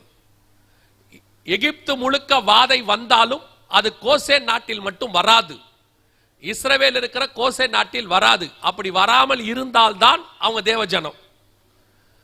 எகிப்து முழுக்க தலைப்பிள்ளை சங்காரமானாலும் அது ஆட்டுக்குட்டியின் ரத்தம் பூசப்பட்ட வீட்டுக்குள் மட்டும் வராது. அப்படி வராம இருந்தாதான் அவங்க தேவஜனம். இஸ்ரவேல் முழுக்க பஞ்சம் வந்தாலும் அது எலியா இருக்கிற வீட்டுக்குள் மட்டும் வராது. அப்படி வராமல் இருந்தால்தான் அவன் தேவ மனிதன். எல்லாருக்கும் வர்றது எனக்கும் வருதுன்னா நான் அவர்களிருந்து வித்தியாசப்படுகிறேன்? எப்படி தேவன் என்னை அவர்கள் மத்தியிலிருந்து பாதுகாத்தார் என்று சொல்ல முடியும்? இன்னைக்கு நடந்தது அதுதான். எல்லாரும் சொல்ற மாதிரி தான் சபை சொல்லுது. கொரோனா வந்துச்சு, நாங்க மூடிட்டோம், அப்பம் கிடையாது, திராட்சை ரசம் கிடையாது. ஆனால் எனக்கு ஒரு விசுவாசம் உண்டு, சபையை மூடுகிற அதிகாரம் கொரோனாவுக்கு கிடையவே கிடையாது. எதை வேணாலும் கொரோனா மூடும், சபையை மூடாது. ஏன்? வசனம் சொல்லுது, பாதாளத்தின் வாசல்கள் சபையை மேற்கொள்ளாதுன்னு இருக்கு. அது மட்டும் இல்ல, சபையை பார்த்து கர்த்தர் கொடுத்திருக்கிற வாக்கு தத்தம், ஒருவரும் பூட்டக்கூடாதபடிக்கு திறக்கிறவரும் ஒருவரும் திறக்கக்கூடாதபடிக்கு பூட்டுகிறவரும் சொல்லுகிறதா. அப்படின்னா சபைக்கு ஒண்ணு நடக்குதுன்னா அது தேவனுக்கு தெரியாம நடக்காது, தேவ அனுமதி இல்லாம நடக்காது. யோசிச்சு பாருங்க, உலகளாவிய சபை, அமெரிக்காவில் இருக்கிற சபைக்கும் சரி, நமக்கு இங்க இருக்கிற சபைக்கும் சரி, அத்தனை சபையும் ஒருமித்து மூடப்பட்டது. இது இப்படி ஒரு சம்பவம் நடந்திருக்கு, கர்த்தருக்கு தெரியாம இருக்குமா? கர்த்தர் அனுமதி இல்லாம நடக்குமா அப்படின்னு கேட்டீங்கன்னா, அப்பத்தையும் ரசத்தையும் கர்த்தர் தான் ஆலயத்துக்குள் வராதபடிக்கு தடுத்து நிறுத்தினார். இதை சொன்ன உடனே ஒரு பரிசுத்தவான் கோச்சிக்கிட்டார், ஃபேஸ்புக்கில் போட்டார். அது எப்படி கர்த்தர் இப்படி செய்வார்? நிச்சயம் செய்வார். இது உடன்படிக்கை, அப்பமும் ரசம் என்பது உடன்படிக்கை. இந்த உடன்படிக்கையை தற்காலிகமாக நிறுத்துவதற்கு தேவனுக்கு அதிகாரம் உண்டு. ஏன்? சபை கொள்ளையர் கூடாரமாய் மாறிடுச்சு. உலகளாவிய சபை நான் சொல்றேன். வெளிநாட்டுகளுக்கு போனா சபையில ஓரின சேர்க்கை கல்யாணம், அங்க போனா ஆணுக்கு ஆணுக்கு கல்யாணம், பெண்ணுக்கு பெண்ணுக்கு கல்யாணம், நிர்வாண கல்யாணம் எல்லாம் இருக்குது. அது மட்டும் இல்ல, சபை ரெஃப்ரெஷன் அப்படியே நல்ல ரெஸ்டாரண்ட் மாதிரி மாறிடுச்சு. அப்படியே போய் ஒவ்வொரு நாட்டிலையும் பார்த்தா ஒவ்வொரு விதத்துல பிரச்சனை. இங்க வந்து பாருங்க, இந்தியாவில் சபைக்குள்ள இல்லாத அரசியல் கிடையாது. அரசியல்வாதியே வெக்கப்படுற அளவுக்கு அரசியல் சபைக்குள்ள இருக்கு. சபைக்குள்ள எலெக்ஷனை வச்சுக்கிட்டு அடித்தடி இங்க நடக்குது. சினிமாக்காரனை விட மோசமா ஊழியக்காரன் மாறி போயிட்டான். சபைக்குள்ள உபதேசம் மாறி போச்சு. லிட்டரலா ஓனா எந்திரிச்சு பேசுது சபையில. அதுதான் நடந்துச்சு சபையில கொரோனாவுக்கு முன்னாடி வரைக்கும். சபைக்குள்ள எல்லா பெருமை, பண பெருமை, படிப்பு பெருமை, ஜாதி பெருமை எல்லாம் இருந்துச்சு. எப்படி கர்த்தர் சபையை அனுமதிப்பார்? சும்மா சடங்காச்சாரமா கம்யூனியன். ஒரு ஊழியர் என்னை பார்த்து கேட்டார், பிரதர் நீங்க சொல்றதை நான் ஏத்துக்கிறேன், ஆனால் என் சபையில் அப்படி இல்லை. நான் கூடுமான வரைக்கும் கர்த்தருக்கு பயந்து தான் சர்ச்சை நடத்துறேன். என் சபையிலையும் மூடிச்சேன். ஏன்? ஆவியானவர் எனக்கு சொன்ன பதில், எருசலேமை பிடித்து கொடுக்கும் பொழுது சில பரிசுத்தவான்கள், தானியேல், சாத்ராக், மேஷாக், ஆபேத்நேகோ, மொர்தெக்காய் எல்லாரையும் கொடுக்க வேண்டியதான் இருக்கு, கூட மொத்தமா கொடுக்க வேண்டியிருக்கு. ஆனால் ஒன்று மட்டும் நிச்சயம், மொத்த அடிமைகளிலையும் தானியேலையும் மொர்தெக்காயும் கர்த்தர் தனித்து காட்டுவார். அந்த சபைகள் தனியாய் தான் நிற்கும். கொரோனாவுக்கு நடுவிலே கர்த்தருக்கு உண்மையாய் இருந்த சபைகள், ஊழியர்கள் தேவனால் போஷிக்கப்பட்டார்கள், சபை பாதுகாக்கப்பட்டது. அப்படிப்பட்ட ஒரு சில சபைகளில் கம்யூனியனும் எடுக்கப்பட்டது. கர்த்தர் பாரபட்சம் இல்லாத தேவன். அவருக்கு தெரியும், பார்த்துக்கு தான் இருக்கிறாரு. கொரோனாவுக்கு முன்னாடி எவன் ஒழுங்கா ஊழியம் பண்ணா, கொரோனாவுக்கு முன்னாடி எவன் அக்கிரமம் பண்ணா, எல்லாம் ஆண்டவருக்கு தெரியும். நம்ம பிரைஸ் தி லார்ட் சொல்றதுனால ஜனங்களை ஏமாத்திடலாம், கர்த்தரை ஏமாற்ற முடியாது. நீங்கள் யார் என்பது கர்த்தருக்கு நன்றாய் தெரியும். திராட்சை ரசமும் அப்பமும் வராதுன்ட்டார் ஆண்டவர். வரல, நிறுத்திட்டாரு. மார்ச் மாசம் 22ஆம் தேதி நடந்துச்சு. அப்போ ஒரு பரிசுத்தவான் வீடியோ பட்டார், இப்படியே டைரக்டா பட்டார். சிலர் சொல்றாங்க கம்யூனியனை கர்த்தர் நிறுத்திட்டாருன்னு. ஏப்ரல் 1ஆம் தேதி சபை திறந்துரும், கம்யூனியன் நாம எல்லாம் எடுத்துடலாம் அப்படின்னு அவர் வீடியோ பட்டார். அன்னைக்கு காலையில ஜெபிச்சுட்டு இருக்கும் போது ஆவியானவர் சொன்னது, 6 மாசம் திறக்காதுன்னு போய் சொல்லுன்னு சொன்னார். அடுத்த நாள் வீடியோ போட்டோம், 6 மாசம் திறக்காது என்று ஆண்டவர் சொல்லுகிறார். சரியாக செப்டம்பர் மாசம் தான் சபை திறந்தது. 6 மாதம் கழித்து தான் கர்த்தர் கம்யூனியனை கொண்டு வந்தார். எதுக்காக உங்களுக்கு சொல்றேன் தெரியுமா? கர்த்தர் கண்டும் காணாதவரை போல இருக்கிற தேவன் அல்ல. இப்பொழுது நியாய தீர்ப்பு காலம் நெருங்கி கொண்டிருக்கு. சபையை சரி பண்ண வேண்டியது கர்த்தருடைய வேலை. அதைத்தான் இப்பொழுது சரி பண்ணுகிறார். இப்படி ஒரு சம்பவம் நடக்குதா, ஏன் நடக்குதுன்னு கேட்கணும். ஆண்டவரே, ஏன் இப்படி உலகம் முழுக்க நடக்குது? நீங்களும் கொரோனா தான் நினைச்சிட்டீங்கன்னா உலகத்தாரை போல நீங்களும் ஏமாந்து போவீர்கள். கர்த்தர்கிட்ட தான் காரணம் இருக்கு. கொள்ளை நோய் ஏன் வந்துச்சு, பஞ்சம் ஏன் வந்துச்சுன்னு தாவீது போய் கேட்கிறார். அப்பதான் அவருக்கு தெரியுது, சவுல் காலத்துல வந்த பிரச்சனைக்கு கர்த்தர் தேசத்தை பஞ்சத்துல அனுப்பினார். அவரும் எல்லாரும் மாதிரி பஞ்சம் நினைச்சிருந்தாருன்னா தேவ திட்டம் தெரியாம போயிருக்கும். அதுக்குதான் சொல்றேன், வரக்கூடியதான அடையாளங்கள், பூமி அதிர்ச்சிகள், கொள்ளை நோய்கள், பஞ்சங்கள் வரும்போது உலகம் அதை பஞ்சம்னு சொல்லும். ஏன் வந்துச்சுன்னு தேவ பிள்ளைகள் போய் கேட்கணும். எங்களுக்கு ஏன் இப்படி நடந்துச்சுன்னு கேட்கணும். அப்பதான் கர்த்தர் அவர்களுக்கு அதை வெளிப்படுத்த வல்லமை உள்ளவராய் இருக்கிறார். சபை இப்போ உலகத்துக்கோடு சேர்ந்துக்குச்சு. ஆமாமா கொரோனா தான், என்னங்க பண்ண முடியும்? நான் சொல்றேன், கொரோனாவாக இருக்கட்டும், இப்ப அதை விட பெருசு ஒன்று வருதுங்கிறாங்க, அதுவாக இருக்கட்டும், எது வேணாலும் நடக்கட்டும். உன் பக்கத்தில் 1000 பேரும் உன் வலது பக்கத்தில் 10,000 பேர் விழுந்தாலும் அதை உன்னை அணுகாதபடி பாதுகாக்கிற தேவன் ஒருவர் உன்னோடு கூட இருக்கிறார். நீ விசுவாசித்தாதான் தேவனுடைய மகிமையை பார்க்க முடியும். நீங்களும் அவங்களோட ஆமாட்டீங்கன்னா நீங்களும் அவங்களோட சேர்ந்துக்க வேண்டியதுதான். 9:4 ஓசியாவின் புஸ்தகம். கர்த்தர் சொன்னபடி அப்பமும் ரசமும் தற்காலிகமாக நிறுத்தப்பட்டது சபையில. இப்போ சொல்றேன், பல நாடுகளிலே இந்த கம்யூனியன், அதாவது சபை மீண்டும் திறப்பது சில வருஷங்கள் கழிச்சுதான் நடந்துச்சு. உலகத்திலேயே சபை சீக்கிரமாக திறந்தது தமிழ்நாட்டில் மட்டும்தான். கர்த்தர் இங்க இருக்கிற சபையை தான் திறக்க பண்ணினார். பல தேசங்கள்ல 2021, சில தேசங்களில் 2022, சில தேசங்களில் 2023 அப்பதான் சபைகள் திறப்பதற்கு அரசாங்கம் அனுமதி கொடுத்தது. ஆனால் இந்தியாவிலேயே எல்லா மாநிலத்தை விட தமிழ்நாட்டில் மட்டும் சபை திறப்பதற்கு சீக்கிரமாக அனுமதி கொடுக்கப்பட்டது. அதற்கு காரணம் கர்த்தருடைய நிழல் இன்னும் தமிழ்நாட்டு மேல இருக்கிறது. கர்த்தர் இதை பாதுகாத்துக் கொண்டிருக்கிறார். எப்படி இவ்வளவுக்கு நடுவில் தமிழ்நாட்டில் மட்டும் இப்படி திறக்கும் அப்படின்னா, இங்க இருக்கிற நம்முடைய நீதி பரிசுத்தத்தை தாண்டி கர்த்தருடைய கிருபை நம்மை ஒரு நிழல் பாதுகாத்துக் கொண்டே இருக்கிறது. அதைத்தான் திருப்பியும் சொல்றேன். 2023 தான் பல நாட்டிலே திறந்தாங்க. அந்த நாட்டுக்கு போகும்போது 2023 ஊழியத்தை கூப்பிட்டாங்க. அப்ப சொன்னாங்க, எங்க நாட்டில் இன்னைக்கு இப்பதான் சபை திறக்க பர்மிஷன் கொடுத்துருக்காங்க, நீங்க வர முடியுமான்னு கேட்டாங்க. அப்பதான் எனக்கு தெரியுது, அந்த தேசத்துலலாம் 2023 தான் சர்ச்சே திறக்கிறாங்க. ஆனா உங்களுக்கு எனக்கும் 2020 செப்டம்பர்லேயே திறப்பதற்கு கர்த்தர் கிருபை தந்தார். அல்லேலூயா. இது கர்த்தர் கொடுத்திருக்கிறதான கிருபை. திருப்பி இப்ப சபை அதை விட மோசமா போயிட்டு இருக்கு. ரொம்ப கேர்ஃபுல்லா இருந்துக்கணும். சபை இன்னும் அதை விட மோசமா போகுது. முன்னிலைமையை பார்க்கல, பின்னிலைமை இன்னும் மோசமா இருக்கு. இப்ப அடுத்து ஆண்டவர் சபையை கை வைக்க மாட்டார். நல்லா தெரிஞ்சுக்கொள்ளுங்க. சபையில முதலாவது எச்சரிப்பு கொடுத்தார். சபையை மூடி, ஏன் மூடுச்சுன்னு நீங்க உணர்றதுக்கு ஒரு எச்சரிப்பு கொடுத்தார். இந்த முறை சபை மூடப்படாது, சபை சிதறடிக்கப்படும். நாம ஒழுக்கமா இல்லாட்டி, சபைக்குள்ள பரிசுத்தம் இல்லாட்டி, டெக்னாலஜி வளர்ந்துருச்சு, பணம் வளர்ந்துருச்சு, டெவலப்மெண்ட் ஆயிருச்சு, சேட்டிலைட் வந்துருச்சு, ஸ்மார்ட் போன் வந்துருச்சு, சர்ச்சை நல்ல ஆன்லைன்லயே நடத்திடலான்னு கனவு கூட காணாதிய. அடுத்து வரக்கூடிய யுத்தங்களிலே சேட்டிலைட்டே வேலை செய்யாத பிரச்சனை வரும். அப்பொழுது உங்களுடைய நெட்வொர்க் எல்லாம் கொஞ்ச நாளைக்கு வேலையே செய்யாது. நீங்கள் எந்த சர்ச்சை ஆன்லைன்ல நடத்துவீங்க? இப்போ சொல்றேன், இப்போவே சபையை பத்திரமாய் பாதுகாத்துக் கொள்வது நல்லது. சபையிலே ஒழுங்கான உபதேசம் கொடுப்பது நல்லது. தேவ பிள்ளைகளுக்கும் சொல்றேன், வருகிற காலங்கள் இதை விட கொடியதா இருக்கும், இதை விட மோசமா இருக்கும். போன வருஷத்தை விட இந்த வருஷம் குளோபல் வார்மிங் இன்க்ரீஸ் ஆயிருக்கு, இன்னும் ஆகும். நியாய தீர்ப்புக்கு நேராக பூமி போகும். ஆனால் அவைகளுக்கு நடுவிலே ஆண்டவர் தான் பறந்து காக்கிற பட்சியை போல பாதுகாக்கிற தேவனாக இருப்பார்.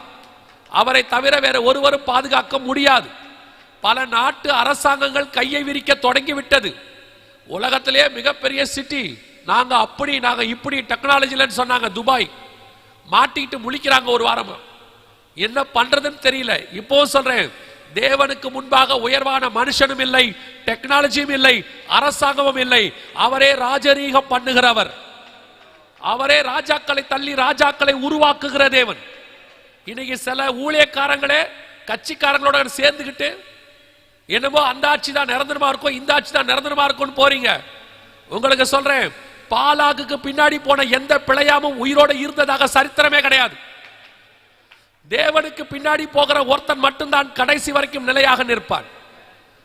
சத்தியத்துக்கு பின்னாடி போங்க. பாலாகுக்கு பின்னாடி போனிய ஒரு நாள் நீங்கள் இல்லாமல் போவீர்கள். இன்னைக்கு சபைகளே சோரம் போகிற காலம்.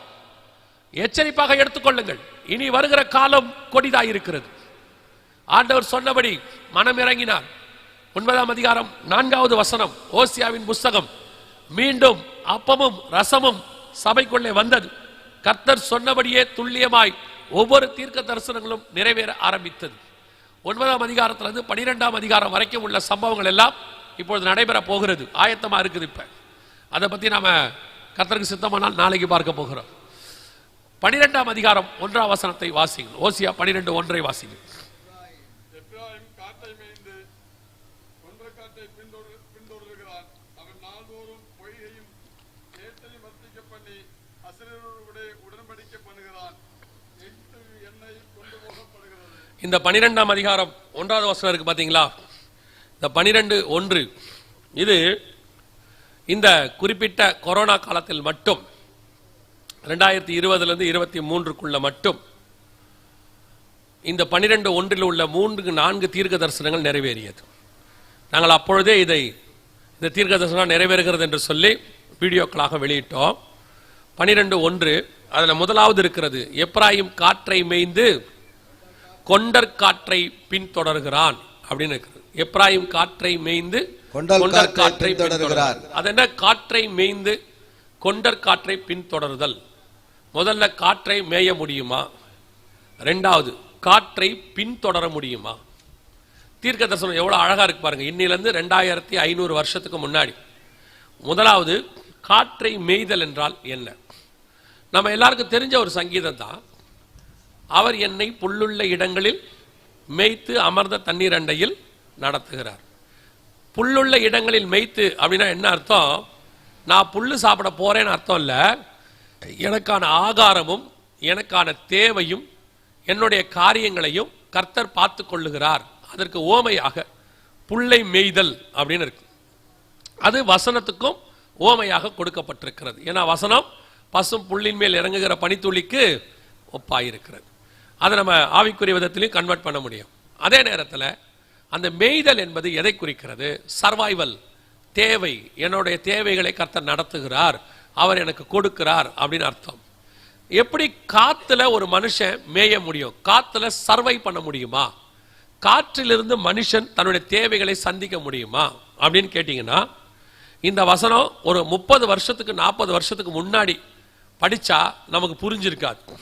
ஆனா இப்போ நம்முடைய முழு காரியங்களும் காற்றை அடிப்படையாய் கொண்டது. நல்லா கவனிங்கள், நம்முடைய முழு காரியமும் காற்றை அடிப்படையாய் கொண்டது. அதுதான் இப்ப இருக்கக்கூடிய மீடியா, டெக்னாலஜி, உங்க cellphone, internet, what ever it is, நீங்க என்னென்னலாம் சொல்றீங்களோ அத்தனையும் இன்னைக்கு காற்றை அடிப்படையாய் கொண்டது. ஒரு உதாரணத்துக்கு நான் சொல்றேன். இப்போ உங்க செல்போன்ல இருந்து ஒரு மெசேஜ் அனுப்புறீங்க. கையில ஒரு சின்ன இன்ஸ்ட்ருமெண்ட், அவ்வளவுதான், இப்படி இருக்குது, கையில இருக்குது. இதுக்கும் நீங்க யாருக்கு அனுப்புறீங்களோ, அவர் வெளிநாட்டில் கூட இருப்பார், அமெரிக்கால இருப்பார், ஆப்பிரிக்கால இருப்பார், அவர் கையிலேயும் ஒரு செல்போன் இருக்கு. இந்த போனுக்கும் அந்த போனுக்கும் எந்த விதமான ஒயர் கனெக்ஷனோ வெளியரங்கமான தொடர்போ கிடையாது. எப்படி நீங்க அனுப்புற மெசேஜ் அடுத்த செகண்ட், மிஞ்சி போச்சுன்னா 2வது செகண்ட் அவருக்கு போய் ரீச் ஆயிடுது. அவர் பேசிக்கிட்டே சொல்றாரு, எங்க வாட்ஸ்அப்ல அனுப்புங்கன்றாரு, நீங்க அனுப்புறீங்க, பார்த்துக்கிட்டே சொல்றாரு, ஆமாங்க வந்துருச்சுன்னு சொல்றாரு. எப்படி இது நடக்குது? வித்தின் ஒரு 2 செகண்ட்ஸ் 3 செகண்ட்ஸ்க்குள்ள இது எப்படி நடக்கிறது அப்படின்னு கேட்டா, நீங்கள் அனுப்புகிற அத்தனை செய்தியும் காற்றில் தான் போகிறது. எல்லாமே எப்படி போகுது? காற்றில் போகிறது. அதாவது த்ரூ சேட்டிலைட். இங்கதான் சேட்டிலைட் 300 கிலோமீட்டர்ல இருந்து 39,000 அடி வரைக்கும் மேல வச்சிருக்காங்க. சேட்டிலைட் வச்சிருக்காங்க, எல்லா நிலையிலையும் சேட்டிலைட் இருக்கு. இப்போ ஒவ்வொரு சேட்டிலைட்டை ஒவ்வொருக்கு யூஸ் பண்றாங்க. இப்போ நீங்க யூஸ் பண்ற வாட்ஸ்அப், ஃபேஸ்புக், நீங்க பேசுற போன், நீங்க பேசுறீங்க இல்லையா, அதுவே எப்படிதான் போகுது? காத்துல தான் போகுது. ஏன்னா கையில இருக்கிற செல்போன் அவருக்கு நீங்க பேசும் போதே கேட்குது பாருங்க. அந்த அளவுக்கு மிக வேகமாக காத்துல இது போகுது. சோ இன்னைக்கு காற்றை மேய்கிற காலம். அதுலயும் குறிப்பாக காற்றை நம்பித்தான் இன்னைக்கு பிசினஸே இருக்கு. உலகத்தினுடைய மிக முக்கியமான பிசினஸ் எல்லாம் காற்றை அடிப்படையாய் கொண்டது. அதாவது நான் சொல்றது உங்க டிவி, உங்க கையில் இருக்கிற செல்போன், நீங்க யூஸ் பண்ணக்கூடிய technology, internet, wifi, what ever it is, எதெல்லாம் நீங்க யூஸ் பண்றீங்களோ எல்லாமே காற்றை அடிப்படையாய் கொண்டது. ஆனால் காற்றை மேய்தல் என்றால் என்ன? அது இன்னும் கொஞ்சம் டீப்பா போகுது. காற்றை மேய்தல் என்றால் இன்னும் கொஞ்சம் ஆழமா. எப்படின்னா, நீங்க அனுப்புகிற ஒவ்வொரு செய்தியும் நீங்க யாருக்கு அனுப்புறீங்களோ அவர் மட்டும் படிக்கிறது இல்லை. கவனித்துக் கொள்ளுங்கள். நடுவுல அதை படிக்கிறதுக்கு நிறைய கால் சென்டர்ஸ் இருக்கு. இது என்ன புதுசா இருக்குதே அப்படின்னு கேட்டீங்கன்னா, நீங்க செல்போன் வாங்கி ஆன் பண்ணும்போது 2-3 காரியங்கள் கேட்பார்கள். எந்த ஆப்பை நீங்க டவுன்லோட் பண்ணும்போது, வாட்ஸ்அப்பை கூட சரி டவுன்லோட் பண்ணும்போது அவங்க 2-3 கேள்விகள் கேட்பார்கள். அது என்ன கேள்வி நம்ம படிச்சிருக்க மாட்டோம், படிக்காமையே ஓகே கொடுத்துட்டு நம்ம போயிட்டோம். அது என்ன சொல்லுதுன்னா, நீங்க அனுப்புகிறதான செய்திகள் ஒரு காப்பி அவர்கள் கையிலும் இருக்கும், அவங்க கிட்டயே அது இருக்கும். முந்தியெல்லாம் சில டெம்பரவரியா வச்சிருப்போம்னு சொன்னாங்க, 3 மாசம் 6 மாசம்னு. இப்போ அவங்களே முழுசா வச்சுக்கிறதுக்கு அளவுக்கு இப்போ சட்டங்கள் இயற்றியாச்சு. ஃபேஸ்புக்கா இருக்கட்டும், வாட்ஸ்அப்பா இருக்கட்டும், நீங்க யாருக்கோ மெசேஜ் அனுப்புறீங்க, அனுப்பிட்டு டெலீட் பண்ணிட்டீங்கன்னா உங்க சைடு ஆயிடும். இன்னொன்னு டெலீட் ஃபார் எவ்ரி ஒன் இருக்கு, அதை கொடுத்தீங்கன்னா அவங்களுக்கும் டெலீட் ஆயிடும். ஆனால் நடுவுல அந்த வாட்ஸ்அப் கம்பெனியில நீங்க ரிஜிஸ்டர் பண்ணீங்கல்ல, அதனால அவங்க கையில ஒரு காப்பி இருக்கும், அது டெலீட்டே ஆகாது, அது அவங்க கையிலே தான் இருக்கும். நீங்க அனுப்பக்கூடிய எல்லா மெசேஜும் அவர்கள் ஸ்டோர் பண்ணுகிறார்கள். அதுல நீங்க அனுப்புற வீடியோ, நீங்க அனுப்பக்கூடியதான போட்டோஸ் எல்லாமே இருக்கு, அத்தனையும் இருக்கு. நீங்க அவங்க உங்ககிட்ட அந்த ஆப்பை டவுன்லோட் பண்ணும்போது அந்த பர்மிஷனை வாங்கிட்டாங்க. நீங்க சட்டப்படி அவங்க கிட்ட போய் எந்த விதமான சட்டப்பூர்வ நடவடிக்கை எடுக்கவே முடியாது. ஸோ இப்போ எல்லா காப்பியும் அவங்க கையில் இருக்கு. நீங்க அனுப்புறத அவங்க எப்படி படிக்கிறாங்க அடுத்து உங்களுக்கு சொல்றேன். ஏங்க, கோடிக்கணக்கான ஜனங்க அனுப்புறாங்க உலகத்துல, எல்லா மெசேஜுமா படிக்க முடியும்? எப்படி முடியும் அப்படின்னு கேட்டா, அவங்க இந்தியாவில் மட்டும் 300க்கும் மேற்பட்ட கால் சென்டர்ஸ் இருக்கு. அவங்க என்ன பண்றாங்கன்னா, நீங்க அனுப்புற மெசேஜில் இருக்கிற கீவேர்ட், முக்கியமான வார்த்தைகளை எல்லாம் அவங்க வந்து சாஃப்ட்வேர் பண்ணி வச்சிருப்பாங்க. அந்த வார்த்தையை பார்த்த உடனே அந்த மெசேஜ் அது ஓரமா எடுத்து வச்சிரும். நான் ஒரு உதாரணத்துக்கு உங்களுக்கு சொல்றேன். இப்போ நீங்க ஒருத்தருக்கு போன் மெசேஜ் பண்றீங்க, எனக்கு வந்து ஒரு 2 வீலர் பைக் வாங்கணும், இல்லை எனக்கு ஒரு கேமரா வாங்கணும் அப்படின்னு அனுப்புறீங்க. ஒரு 2 தடவை 3 தடவை அனுப்பி பாருங்க உங்க போன்ல இருந்து. அதற்கு பிறகு நீங்க யூஸ் பண்ற ஏதாவது ஒரு ஆப், அதாவது பைபிள் ஆப்பா கூட இருக்கும், இல்ல வாட்ஸ்அப்பா இருக்கும், இல்ல ஜிமெயிலா இருக்கும், நீங்க யூஸ் பண்ற உங்க போன்ல அந்த நீங்க தேடின பொருள் விளம்பரமா ஒரு இடத்துல வரும், அப்படி கண்ணுக்கு முன்னாடி வரும். இன்னைக்கு வேணா நீங்க ட்ரை பண்ணி பாருங்க. அது ஒரு 3 நாள்ல இருந்து 1 வாரத்துக்குள்ள வந்துடும், மேக்சிமம் 3 நாள்ல வந்துடும். நீங்க தேடுகிற பொருள் விளம்பரமாக வரும். நீங்க என்ன நினைப்பீங்கன்னா, ஆஹா நம்ம தேடிக்கிட்டே இருந்தோம், அதுவே விளம்பரமா வந்துருச்சு அப்படின்னு. இன்னும் கொஞ்சம் நீங்க ஆவிக்குரியவங்களா இருந்தா என்ன நினைப்பீங்கன்னா, நான் தேடின கர்த்தர் என் கண்களுக்கு காட்டினாருன்னு நினைப்பீங்க. ஏன்னா அப்படி நினைக்கவும் வாய்ப்பு இருக்கு. ஆனா உண்மையிலேயே இது கர்த்தர் காட்டல, உங்களுடைய மெசேஜை யாரோ ஒருத்தர் படிக்கிறாங்க. இப்போ இந்த ஏரியாவில் இவங்க இந்த மாதிரி ஒரு பொருள் தேடுறாங்கன்னு உடனே அவங்க அந்த கம்பெனி, அந்த ஏரியாவில் இருக்கிற கம்பெனிக்கு அது கொடுப்பாங்க. அது வந்து இப்போ வந்து ஒரு வியாபாரம். இப்போ உங்களுக்கு இன்னும் உதாரணமா சொல்றேன். நீங்க போற இடத்துல உங்க போன் நம்பர் கேட்கறாங்களா? நீங்க போற இடத்துல ஹோட்டலுக்கு போனாலும் எங்க போனாலும் உங்க போன் நம்பர் கொடுங்கன்னு பில்லு போடும்போது கேட்கறாங்களா? ஏன் கேட்கறாங்க? பில்லு போடும்போது உங்க போன் நம்பர் எல்லாம் இப்போ காசு. ஒரு நம்பரை கலெக்ட் பண்ணி கொடுத்தா ஒரு காசு. இப்ப வியாபாரம். உங்க போன் வழியா போறது எல்லாமே இப்ப ஸ்டோர் ஆகிட்டு இருக்கு. காற்றை மேய்கிற காலம் வந்து விட்டது, மேய தொடங்கியாகி விட்டது. ரொம்ப கேர்ஃபுல்லாக இருந்து கொள்ளுங்க. மெசேஜ் அனுப்பும் போது பார்த்து அனுப்புங்க. நான் சொல்லுவேன், உலகத்திலேயே ரொம்ப யூஸ்ஃபுல் இன்ஸ்ட்ருமெண்ட் எதுன்னு கேட்டீங்கன்னா செல்போன். ரொம்ப யூஸ்ஃபுல். அதாவது ஒரு காலத்துல ஒருத்தர் இறந்துட்டாங்கன்னு ஒருத்தருக்கு தெரியப்படுத்தணும்னா தெரியப்படுத்துறதுக்கே 4 மணி நேரம் ஆயிடும். போய் போஸ்ட் ஆபீஸ்ல போய் ட்ரங்க் கால் போய் தந்தி அடிக்கணும், அதெல்லாம் செய்யணும். ஆனா இப்ப அப்படி இல்லை, அடுத்த செகண்ட் விஷயத்தை சொல்லிடலாம். Cellphone very useful. ஆனா இருக்கிறதுலயே டேஞ்சரான இன்ஸ்ட்ருமெண்ட் எதுன்னு கேட்டீங்கன்னா செல்போன் தான். நீங்க பண்ற ஒவ்வொன்றையும் கண்காணிச்சுக்கிட்டு இருக்கு. நீங்க போற இடம், நீங்க எங்க போய் எவ்வளவு நேரம் இருக்கிறீங்க, இந்த மாசத்துல எங்கெங்கெல்லாம் போனீங்க, எவ்வளவு நேரம் டைம் ஸ்பெண்ட் பண்ணீங்க, எல்லாம் இருக்கு. உங்க போன்லயே தான் இருக்கு, உங்களுக்கு தெரியாது. வேணா எடுத்து எல்லாத்தையும் பார்த்துக்கலாம். எதை பேசுனீங்க, நீங்க என்னென்ன பேசுனீங்க அத்தனையும் எடுக்கலாம். தயவு செய்து உங்கள் செல்போனை ஞானமாய் உபயோகப்படுத்துங்கள். நான் செல்போன் யூஸ் பண்ண வேணான்னு சொல்லல. உங்களுடைய காற்றில் போகிற உங்கள் செய்திகள் மேயப்படுகிறது. உங்களுடைய வீடியோக்கள் அவர்களும் பார்க்கிறார்கள். எந்த வீடியோ அனுப்புறீங்கன்னு பார்த்து அனுப்புங்க. குறிப்பாக சொல்றேன், பெண் பிள்ளைகளுக்கு சொல்றேன், நீங்கள் சில காரியங்களை உங்கள் ஃப்ரெண்ட்ஸுக்குன்னு சொல்லி ஃபோட்டோஸ் அனுப்புறீங்க. இப்போ இருக்கிற டெக்னாலஜியில் உங்கள் ஃபோட்டோவை அசுத்தமாக மாற்றுவதற்கு நிறைய இருக்கு. உங்கள் குரலையே கொண்டு வந்துடலாம், உங்கள் முகத்தை கொண்டு வந்துடலாம். தேவையில்லாமல் சோஷியல் மீடியாவில் உங்கள் ஃபோட்டோஸோ அப்லோட் பண்ணாதீங்க. அவங்க கேட்குறாங்க இவங்க கேட்குறாங்கன்னு அனுப்பாதீங்க. ஒரு நாளைக்கு 100 செல்ஃபி எடுக்காதீங்க. ஏன்னா தீமோத்தேயுவுக்கு எழுதும்போது பவுல் சொல்றாரு, கடைசி காலத்தில் மனுஷர் என்னவா இருப்பாங்களா? தற்பிரியராக இருப்பார்கள். இந்த தற்பிரியருக்கான முக்கியமான அடையாளம் எதுன்னு கேட்டீங்கன்னா செல்ஃபி, தன்னைத்தானே போட்டோ எடுத்துக்கிறது. ஒரு நாளைக்கு 10 போட்டோ. ஊழியக்காரங்களுக்கும் அந்த ஆசை வந்து போச்சு.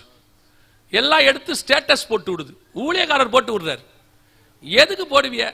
அவர் மனைவிக்கு பர்த்டே, கூட இருக்க மனைவிக்கு சொல்லிட வேண்டியது தானே ஹாப்பி பர்த்டேன்னு. அதை எடுக்க ஸ்டேட்டஸ்ல போடுறீங்க. யாருக்கு பர்த்டே சொல்றீங்க? இப்ப அதுல வேற ஹனி ஐ லவ் யூ, அதான் அந்த மாதிரி தான் கூடவே இருக்கு, அங்கேயே சொல்லிட வேண்டியது தானே.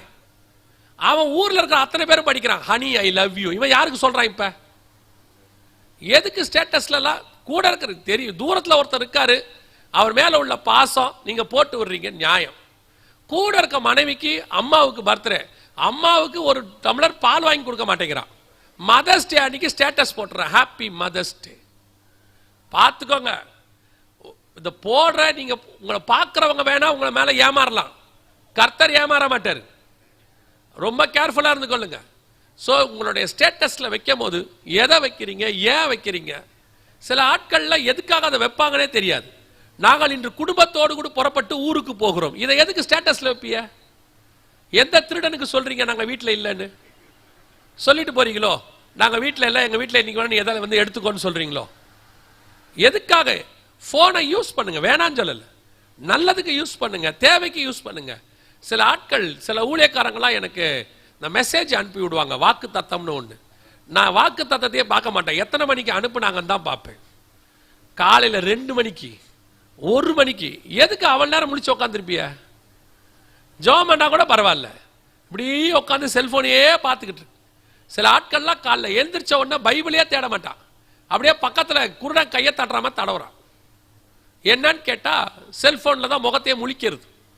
கேர்ஃபுல்லா இருந்து கொள்ளுங்க. எது ஒன்று அதிகமானாலும் ஆபத்து. எது அதிகமானாலும் ஆபத்து? செல்போன் ரொம்ப ஆபத்து. உங்கள் செய்திகள் படிக்கப்படுகிறது, மேயப்படுகிறது. இன்னைக்கு நீங்க அமுச்சு விட்டுட்டு பின்னாடி மாட்டிக்கிட்டு முழிக்காதிய, அதான் உங்களுக்கு நல்லது.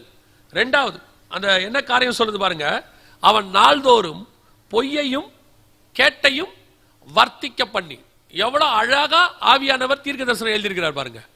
காற்றின் மூலமாக என்ன பரவுது? நாள்தோறும் பொய்யும் கேடும். இதுக்கு பேர் தான் நியூஸ் சேனல்னு அர்த்தம். உங்க டிவியில வரக்கூடிய, உங்க வாட்ஸ்அப்ல வரக்கூடிய அத்தனையும் 80% பொய் அல்லது கேடு, ஒரு 20% தான் நன்மை. ஒரு மட்டும் நீங்க மனசுல ஒன்று வச்சுக்கணும், மனுஷன் எதை செய்தாலும் அதில் நன்மையும் தீமையும் இருக்கும். ஏன்னா அவன் சாப்பிட்ட பழம் அப்படி, அதுல நன்மையும் இருக்கும் தீமையும் இருக்கும். ஆனா பொதுவா நாம என்ன செய்வோம்னா, நன்மையை மட்டும் பார்ப்போம், தீமையை பார்க்க மாட்டோம். ஸ்திரீயானவளுக்கு விருட்சம் எப்படி இருந்துச்சாம்? பார்வைக்கு இன்பமும் புசிப்புக்கு நலமுமான விருட்சம். ஆனா அது உள்ள என்ன இருந்துச்சு? மரணம் இருந்துச்சு. அது அவளுக்கு தெரியல. அதே தான் இன்னைக்கும் உங்களுக்கு ஒரு சில டெக்னாலஜி வருதுன்னா அதுல இருக்கிற நன்மை தெரியுது, அதுல இருக்கிற தீமை தெரிய மாட்டேங்குது. இப்ப நீங்க வீட்டுக்குள்ள உட்காந்து நிறைய பேர் இருக்கிறாங்க, அவங்க என்ன சொல்றாங்கன்னா, நாங்க டிவி வேற ஒன்றும் பார்க்கறது இல்ல, நியூஸ் தான் பார்க்கிறோம். ஒரு நாளைக்கு எவ்வளவு நேரம் நியூஸ் பார்க்குறீங்க? காலைல ஒரு தடவை பார்த்தா பரவாயில்ல, சாயங்காலம் ஒரு தடவை பார்த்தா பரவாயில்ல. சிலர் வீட்டிலலாம் வெறும் நியூஸா ஓடுது. விளைவு என்ன தெரியுமா? நீங்க பார்க்கறதுல பாதி பொய், மீதி கேடு. ஒன்னு அவன் பொய் சொல்றான். இன்னைக்கு வரக்கூடிய நியூஸ்ல எத்தனை நியூஸ் பொய் தெரியுமா? ஏன்னா நாங்க இந்த நியூஸையும் வசனங்களையும் எடுத்து ஒன்னா பண்றதுனால இந்த நியூஸை பார்க்க போனோம்னா எத்தனையோ காரியங்கள் பொய். அப்புறம் யாருக்கு 2-3 பேர்ட்ட கிராஸ் செக் பண்ணோம்னா அது பொய்யா தான் இருக்கு. 100 எடுத்தோம்னா ஒரு 10 கரெக்டா இருக்குது, 90% பொய் தான். நீங்க இருக்கீங்க பாருங்க, வாட்ஸ்அப்ல வர்றது உண்மையா பொய்யான்னு கூட பார்க்க மாட்டீங்க. ஃபேஸ்புக்ல வர்றது உடனே ஃபார்வேர்ட். இப்போ ஒரு ஊழியம் ஒன்று தொடங்கி இருக்கிறீங்க, விசுவாசிகள் ஊழியக்காரங்கள்லாம். என்ன ஊழியம்னா ஃபார்வேர்டு ஊழியம். அந்த ஊழியத்துக்கு பேர் என்னது? ஃபார்வேர்டு ஊழியம். இவங்க வாக்கு தத்தம் அனுப்ப மாட்டாங்க, எவனாவது அனுப்புவான், அதை ஃபார்வேர்டு. ஏதாவது நியூஸ் வரும், பார்க்க கூட மாட்டாங்க, ஃபார்வேர்டு. அதுல இருக்கிறது உண்மையா பொய்யான்னு கூட பார்க்க மாட்டாங்க, ஃபார்வேர்டு. அப்புறம் ஃபார்வேர்ட் பண்ணிடுவாங்க. அப்புறம் நான் ஃபோன் பண்ணி கேட்பேன், இப்படி ஒரு நியூஸ் அனுப்பி இருக்கிறீங்களே, இது என்னதுன்னு. உடனே அவர் சொல்வாரு, நான் பார்க்கலையே பாஸ்டர், உங்களுக்கு யூஸ்ஃபுல்லா இருக்குமே நான் அனுப்பினேன். பார்த்தா தானே யூஸ்ஃபுல்லா இல்லையானா தெரியும். அதுல ஏதாவது ரஷ்யா இஸ்ரேல்னா உடனே ஃபார்வேர்ட். ஏன்னா அது ரெண்டுத்துக்கு நான் தான் குத்திக்கு எடுத்திருக்கிறேன். இப்ப நிறைய பேர் நீங்க அனுப்புறத நான் குற்றமா சொல்லல, தேவையானதை அனுப்பி விடுங்க. நீங்க ஒரு தடவை பாருங்க, யூஸ்ஃபுல்லா இருக்காதான்னு பாருங்க, பார்த்துட்டு அனுப்புங்க. எங்களுக்கு அப்படி பார்த்து ஃபில்டர் பண்ணி அனுப்புற எத்தனையோ சகோதரர்கள் இருக்கிறாங்க. எதுக்கு சொல்றேன்? நீங்க பொய்யான ஒரு விஷயத்தை ஃபார்வர்ட் பண்ணா அந்த பொய்யை பரப்புவதற்கு நீங்களும் ஒரு காரணராக இருக்கிறீர்கள். உலகத்திலேயே இந்த ஃபார்வர்ட் பண்றதுனால சாபத்தை அனுபவிச்ச ஆள் யார் தெரியுமா? முதல் ஒரு மெசேஜை ஒருத்த ஃபார்வர்ட் பண்ணான். நோவா கூடாரத்துக்குள் என்னவா இருக்கிறாரு? வஸ்திரம் விலகி படுத்திருக்கிறார்னு போய் மெசேஜ் என்ன பண்ணா? அண்ணன் தம்பிக்கு ஃபார்வர்ட் பண்ணான். நோவா திராட்சை ரசத்தின் வெளி தெரிந்து எழுந்திருச்சு ரொம்ப தெளிவா கானான் சபிக்கப்பட்டவன். மெசேஜ தப்பா ஃபார்வர்ட் பண்றவனுக்கு தண்டனை உண்டு, பைபிள் படி நான் சொல்றேன். ஆனா அந்த மெசேஜ சேமும் யாபேத்தும் ஃபார்வர்ட் பண்ணல, அவர்கள் அந்த மெசேஜ் அங்கேயே டெலீட் பண்ணிட்டாங்க. பின்னிட்டு அதை மூடிட்டாங்கன்னு இருக்கு, நிர்வாணத்தை மூடிட்டாங்கன்னு இருக்கு. இன்னைக்கு நீங்க மெசேஜை இஷ்டத்துக்கு ஃபார்வர்ட், யாரை பத்தி கொடுத்தாலும் ஃபார்வர்ட், எதை பத்தி சொன்னாலும் ஃபார்வர்ட். பொய்யா உண்மையா தெரியாது. பொய்யை வர்த்திக்க பண்ணுகிற கூட்டத்தில் நீங்களும் ஒருத்தர். நீங்க அனுப்ப வேண்டியது, ஃபார்வர்ட் பண்ண வேண்டியது ஒரே ஒரு விஷயத்தை தான், சுவிசேஷத்தை நீங்கள் ஃபார்வர்ட் பண்ணணும். அதுதான் கர்த்தர் உங்களுக்கு சொன்னது. நீங்கள் போய் சகல ஜாதிகளுக்கும் சுவிசேஷத்தை பிரசங்கிங்கள். அதை விட்டுவிட்டிய, அதை பண்றதில்லை. யாராவது ஏதாவது ஒரு சென்சேஷனலா நியூஸ் போட்டா போதும், உடனே ஃபார்வர்ட். பொய்யான விஷயத்தை ஃபார்வர்ட் பண்றவங்களுக்கு அதுக்குரிய பலன் கிடைக்கும். பொய்யையும் கேட்டையும் என்ன பண்ணக்கூடாது? வர்த்திக்க பண்ணக்கூடாது. இது வர்த்திக்க பண்ற காலம். முந்தையெல்லாம் நியூஸ்னா டிவியில ஒரு நாளைக்கு ஒரு தடவை வரும், நியூஸுக்கு மரியாதை இருந்துச்சு. இப்போ ஒரு நிமிஷத்துக்கு ஒரு நிமிஷம் நியூஸ் வருது, ஃபிளாஷ் நியூஸ், இம்பார்ட்டன்ட் நியூஸ் வந்துகிட்டே இருக்கு. அதனால விசுவாசிகளுக்கு சொல்றேன், எல்லா செய்திகளும் உண்மையானது அல்ல. இந்த ஏஐ டெக்னாலஜின்னு ஒன்று வந்திருக்கு, அதன் மூலமாக எதை வேணாலும் பொய்யாக பரப்ப முடியும். உங்க ஊழியக்காரர் மாதிரியே ஒரு ஆளை உருவாக்க முடியும், உங்க ஊழியக்காரர் மாதிரியே பேச வைக்க முடியும், உங்க ஊழியக்காரர் பண்ணாத தப்பெல்லாம் அதை வச்சு பண்ண வைக்க முடியும். ரொம்ப கேர்ஃபுல்லாக இருந்து கொள்ளுங்க. இந்த மீடியால வர்றது எதுவும் உண்மையானது அல்ல. ரொம்ப தீவிரமா விசாரிக்கணும். இஷ்டத்துக்கு, அதுவும் இந்த கடைசி காலத்தில் பிசாசு எவனை விழுங்கலாமோ என்று வகை தேடி சுத்தி திரிகிறான். ரொம்ப கேர்ஃபுல்லா இருந்து கொள்ளுங்க. ஓசியா 12:1 வசனத்தில் உள்ள தீர்க்க தரிசனத்தின் காலம் இப்பொழுது பரவி கொண்டிருக்கிறது. காற்றை மேய்ந்து கொண்டற்காற்றை பின்தொடர்ந்து பொய்யையும் கேட்டையும் வர்த்திக்க பண்ணுகிற காலம் இது. ஆண்டவர் சொன்னபடி துல்லியமாய் தீர்க்க தரிசனங்கள் நம்முடைய காலத்தில் நிறைவேறிக்கொண்டே இருக்கிறது. அடுத்து அந்த வசனத்தை திருப்பி வாசிக்க பார்ப்போம். 12:1. எப்ராயிம் காற்றை மேய்ந்து கொண்டற்காற்றை பின்தொடர்கிறான், அவன் நாள்தோறும் பொய்யையும் கேட்டையும் வர்த்திக்க பண்ணி அசிரியரோடே உடன்படிக்கை பண்ணுகிறான், எகிப்துக்கு எண்ணெய் கொண்டு போகப்படுகிறது. அடுத்த 2 முக்கியமான விஷயம். என்ன தீர்க்க தரிசனம் நிறைவேறும் என்றால், அசிரியரோடு கூட உடன்படிக்கை பண்ணுகிறான் அப்படின்னு இருக்கு. அசிரியாவோட எப்ராயிம் இஸ்ரேல் உடன்படிக்கை பண்ண முடியுமா அப்படின்னு கேட்டா, ஆபிரகாம் ஈசாக்கு யாக்கோபு காலத்துல தான் அது நடந்துச்சு. ஆபிரகாம் அபிமெலேக்கோடு கூட பண்ணினார், ஈசாக்கு பண்ணினார். யாக்கோபு சீரியன் ஆகிய லாபானோடு கூட உடன்படிக்கை பண்ணினார். அதற்கு பிறகு இஸ்ரவேல் ஜனங்கள் யாரோடு கூட உடன்படிக்கை பண்ணுவதற்கு கர்த்தர் அனுமதி கொடுக்கவில்லை. ஒரு சிலரோடு கூட இருக்கலாம். ஆனா இப்போ 1948க்கு பிறகு இஸ்ரவேல் ஜனங்க திரும்பி வந்த பிறகு அவர்கள் யாரோடையும் உடன்படிக்கை பண்ணவில்லை. காரணம், சுத்தி 22 அரபு நாடுகள், அதுல 7 அசிரிய நாடுகள். பைபிள்ல உள்ள அசிரிய சாம்ராஜ்யத்தினுடைய நாடுகள்ல 7 இப்ப அங்க இருக்கு. இந்த நாடுகள் எல்லாம் இஸ்ரேலுக்கு எதிர். எந்த அளவுக்கு எதிர்னு கேட்டீங்கன்னா, இஸ்ரேல் தேசத்தை ஒழித்து கட்டுவோம் அப்படிங்கிற அளவுக்கு அவர்கள்லாம் எதிரிகளாக இருந்தார்கள். ஆனால் வேதம் சொல்லுது, அவங்க திரும்பி வந்த பிறகு அசிரியரோடு கூட என்ன செய்யப்படும்?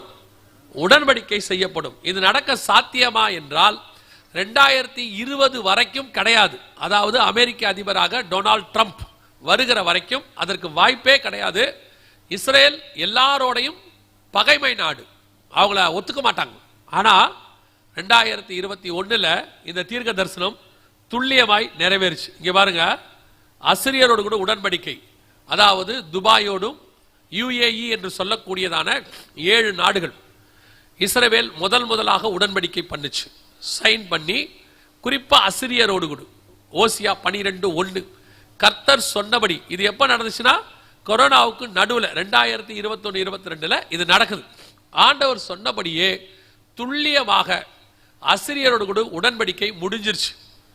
ஆனா என்னன்னா, கிட்டத்தட்ட 22 நாடுகள் 7 நாடுகள் சைன் பண்ணாங்க.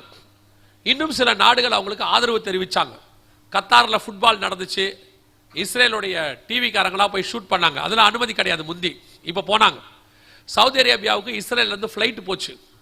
இதெல்லாம் நடந்த உடனே எல்லாரும் என்ன சொன்னாங்கன்னா, இஸ்ரேல் சுகமாய் குடியிருக்கிற காலம் வந்திருக்குது, உண்மை. ஆனால் அதுதான் ஆபத்து. ஏன்னா சுகமாய் குடியிருக்கும் போதுதான் இஸ்ரவேலுக்கு விரோதமாக எல்லா நாடுகளும் எழும்பும் அப்படின்னு எசேக்கியேல் 38:8 சொல்லப்பட்டிருக்கிறது. அதன்படி இவங்க இப்படி சைன் பண்ணும் போதே நாங்க சொன்னோம், இந்த ஒப்பந்தம் ரொம்ப நாள் நீடிக்காது, இது மிகப்பெரிய பேரழிவை கொண்டு வரும், இவர்கள் சீக்கிரத்தில் எதிரிகளாக மாறுவார்கள். நாங்கள் இவர்கள் எதிரிகளாய் மாற வேண்டும் என்று விருப்பப்படவில்லை. ஆனால் வசனத்தின்படி இவர்கள் ஒன்றாய் இருக்க முடியாது. பைபிள் படி என்ன செய்ய முடியாது? இருளுக்கும் ஒளிக்கும் சம்பந்தம் எதிர் இருக்கு. அந்த மாதிரி யார் யாரெல்லாம் சேர முடியாதுன்னு பைபிள் ஆண்டவர் சொல்லி வச்சிருக்கிறார். அதுல இவங்களும் ஒருத்தர். சைன் பண்ணியாச்சு, அதுவும் தீர்க்க தரிசனம் நிறைவேறுதல். கர்த்தர் சொன்னபடி இப்பொழுது துபாய் இஸ்ரவேலுக்கு விரோதமாக இந்த ஹமாஸ் பிரச்சனையில எழும்பிடுச்சு. இப்போ சொல்லிட்டாங்க, போடப்பட்ட எல்லா ஒப்பந்தங்கள் எல்லாம் தற்காலிகமாக நிறுத்தப்படுகிறதுன்னு சொல்லிட்டாங்க. போட்டு 2 வருஷம் கூட ஆகல, தற்காலிகமாக நிறுத்தப்படுகிறதுன்னு சொல்லிட்டாங்க. 12:1 ஓசியாவில் சொல்லப்பட்ட தீர்க்க தரிசனம் நம் கண்களுக்கு முன்பாக நிறைவேறிவிட்டது. அதுல எனக்கு ஒரு பெரிய ஆச்சரியம், பெரிய சந்தோஷம் என்ன தெரியுமா? இந்த ஒப்பந்தத்தின் காலத்தை கர்த்தர் 2500 வருஷத்திற்கு முன்பாக முன்குறித்திருப்பாரானால், அதே காலத்தில் வாழுகிற உங்களையும் என்னையும் 2500 வருஷத்துக்கு முன்பதாகவே கர்த்தர் முன்குறித்து வைத்திருக்கிறார் என்று அர்த்தம். அல்லேலூயா. இந்த காலத்தை கர்த்தர் அன்னைக்கே நினைச்சார்னா நம்மளையும் நினைச்சிருக்கிறாரு. ஏன்னா இது நம்ம காலகட்டத்துக்குரியது. பொதுவா நாம என்ன நினைப்போம்னா, எந்த ஒரு தீர்க்க தரிசனமோ நம்ம காலத்துக்கு முன்னாடி நடக்கும், நம்ம காலத்துக்கு பின்னாடி நடக்கும். நம்ம காலத்துல நடக்கும்னு ஒத்துக்க மாட்டோம். ஏன்னா நமக்கு பைபிள் காலத்துல நமக்கு சம்பந்தம் இல்லாத மாதிரி நினைப்போம். ஆனா நம்ம காலகட்டத்துக்குரியதும் பைபிள்ல இருக்கு. இது நம்ம காலகட்டத்துக்குரிய தீர்க்க தரிசனம். ஆண்டவர் சொன்னபடி 2021 அசிரியரோடு கூட உடன்படிக்கை முடிஞ்சிருச்சு. கர்த்தர் சொன்ன தீர்க்க தரிசனம் துல்லியமாய் நிறைவேறி விட்டது. அடுத்து அந்த வசனம் சொல்லுது, அது இன்னும் அற்புதமான தீர்க்க தரிசனம். இதெல்லாம் நடக்கவே நடக்காது லைஃப்ல, ஆண்டவர் சொன்னா மட்டும்தான் நடக்கும். அதே 12 கடைசியா சொல்லுது, எகிப்துக்கு எண்ணெய் கொண்டு போகப்படுகிறது. இங்க இருக்கு பாத்தீங்களா, எகிப்துக்கு எண்ணெய் கொண்டு போகப்படுகிறது.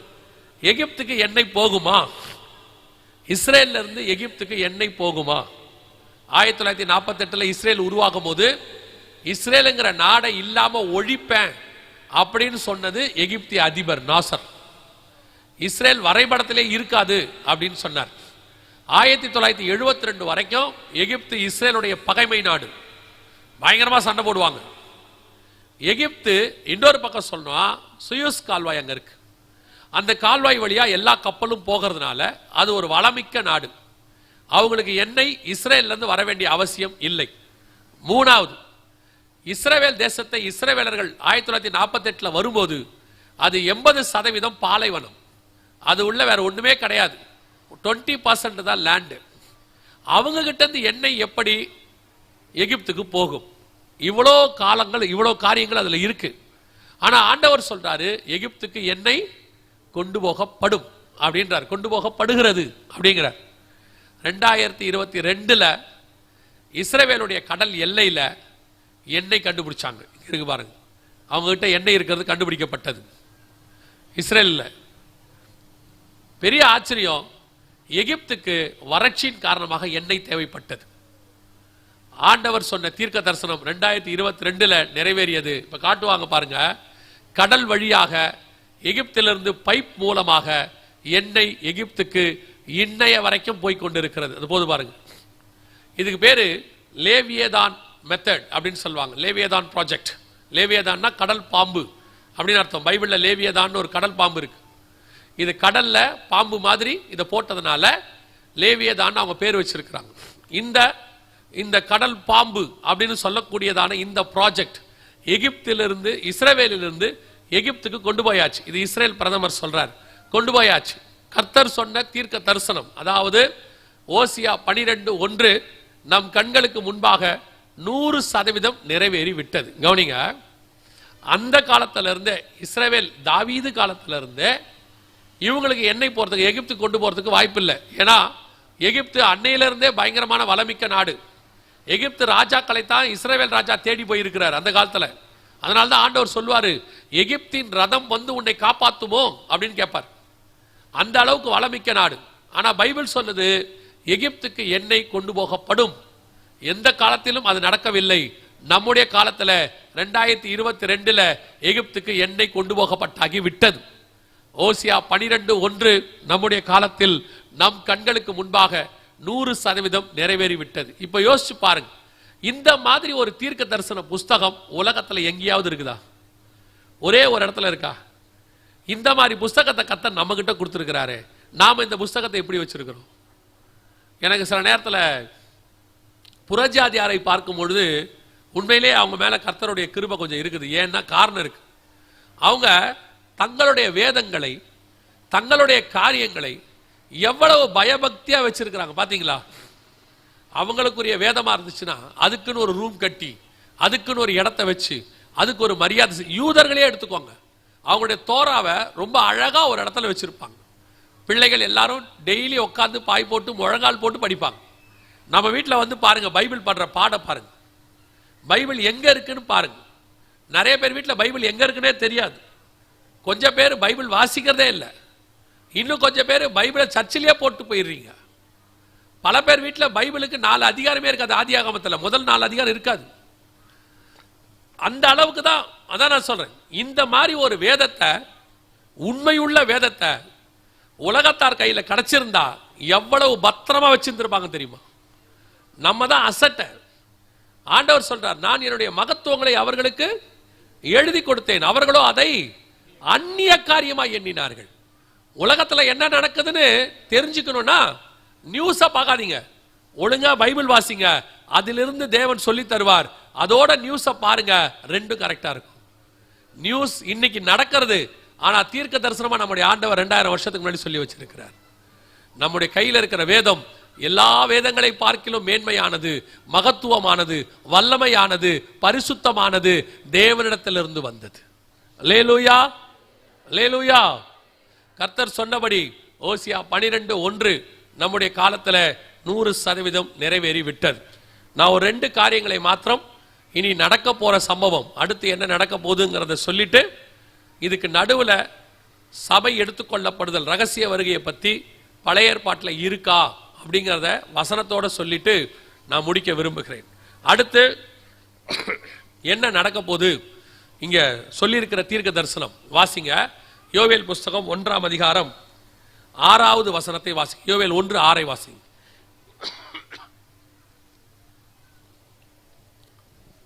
எண்ணி முடியாத ஒரு பலத்த ஜாதி என் தேசத்தின் மேல் வருகிறது.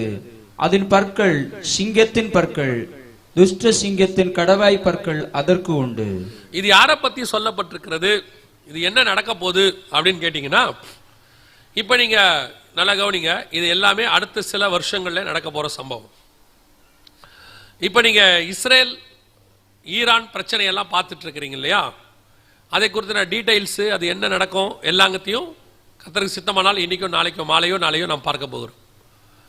இதனுடைய முடிவு என்னவா இருக்கும் அப்படின்னு கேட்டீங்கன்னா, மூன்றாம் உலக யுத்தத்தின் முடிவாக இருக்கும். மிகப்பெரிய யுத்தம் ஒன்று ஆரம்பிக்கும்.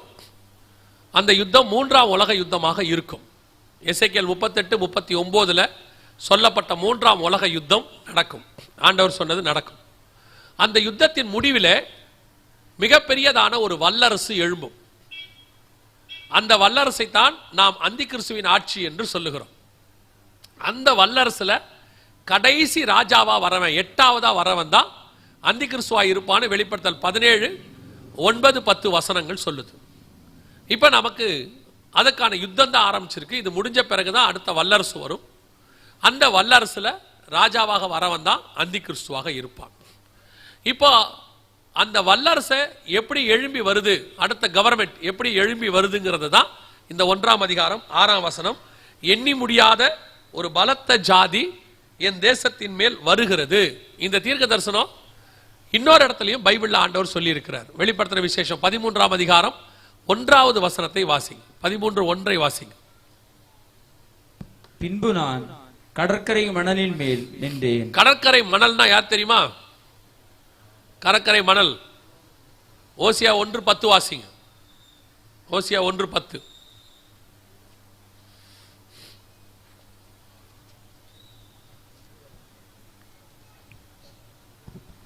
என்றாலும் இஸ்ரவேல் புத்திரரின் தொகை அளக்கவும் எண்ணவும் கூடாத கடற்கரை மணலை போல் இருக்கும். அப்ப கடற்கரை மணல்ல யாரை குறிக்குது? இஸ்ரவேல் புத்திரரை குறிக்கிறது. வாசிங்க 13:1 வெளிப்படுத்தல். பின்பு நான் கடற்கரை மணலின் மேல் நின்றேன். பின்பு நான் இஸ்ரவேல் புத்திரர் மத்தியில் நின்றேன். அப்பொழுது சமுத்திரத்திலிருந்து ஒரு மிருகம் எழும்பி வர கண்டேன். சமுத்திரத்திலிருந்து மிருகம் வருதுன்னா என்ன அர்த்தம்? சமுத்திரத்திலிருந்து மிருகம் வருகிறது என்றால் தானியேல் புஸ்தகம் 7ஆம் அதிகாரம் 23வது வசனத்தை வாசிங்க. தானியேல் 7:23.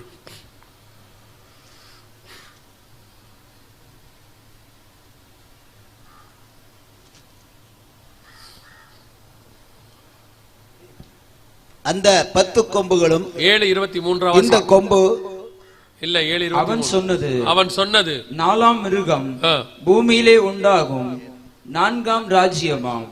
மிருகம் என்பது எதை குறிக்குது? ராஜ்யத்தை குறிக்கிறது. ஏன் நம்ம தானியேலுக்கு போனோம்னு சொன்னா 7:3 வாசிங்க. தானியேல் 7:3.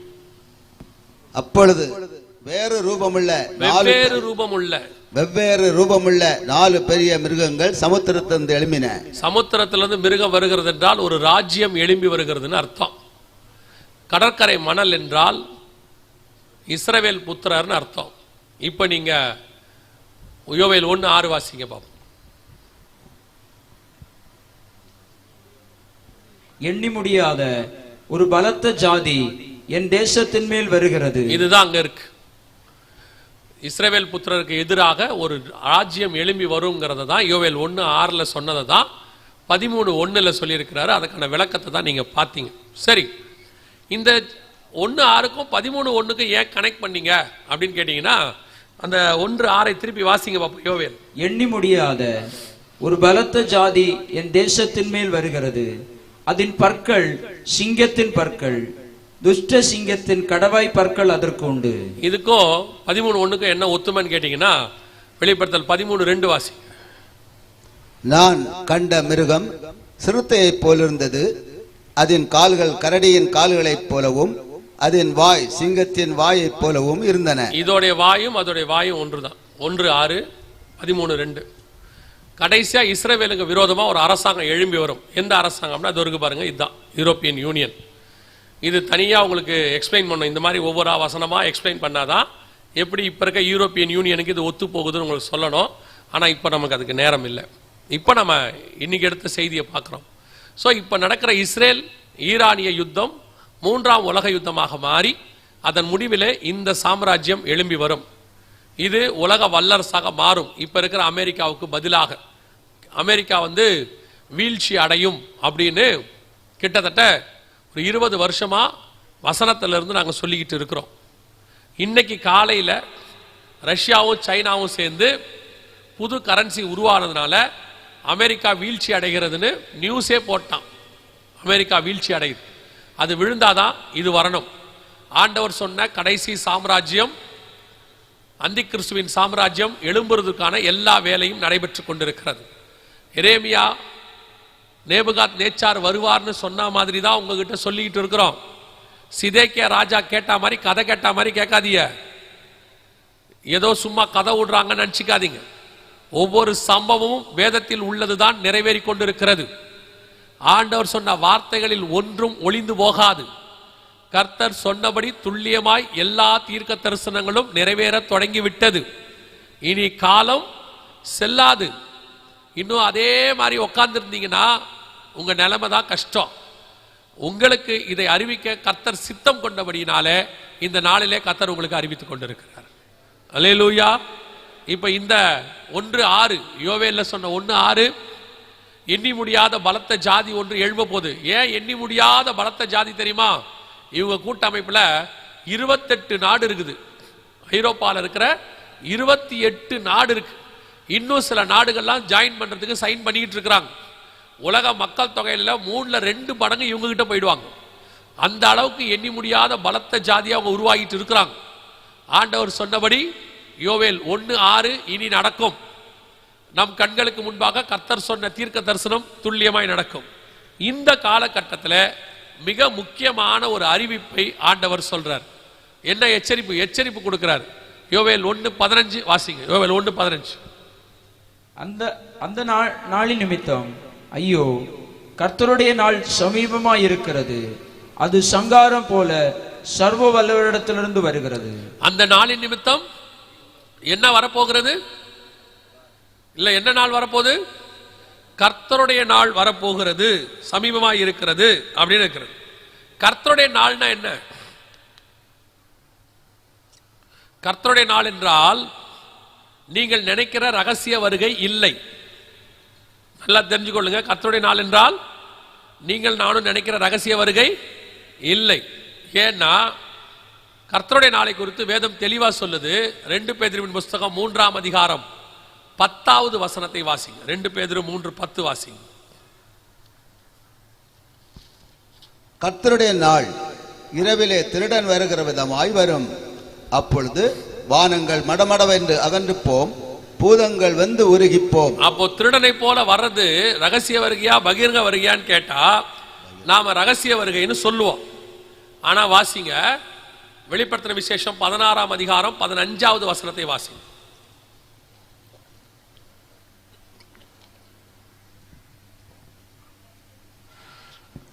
வெளிப்படுத்தல் 16:15. திருடனை போல் வருகிறேன், தன் மானம் காணப்படத்தக்க நிர்வாணமாய் நடவாதபடிக்கு விழித்துக் கொண்டு தன் வஸ்திரங்களை காத்துக் கொள்கிறவன் பாக்கியவான். அடுத்த வசனம். அப்பொழுது எபிரேயு பாஷையிலே அர்மகதான் எனப்பட்ட இடத்திலே அவர்களை கூட்டி சேர்த்தார். இது பகிரங்க வருகை பத்தின வசனம். இதோ திருடனை போல வருகிறேன்றதுக்கான வசனம் 16-15 வெளிப்படுத்தல இருக்கு. 2 பேதுரு 3:10 இருக்கு.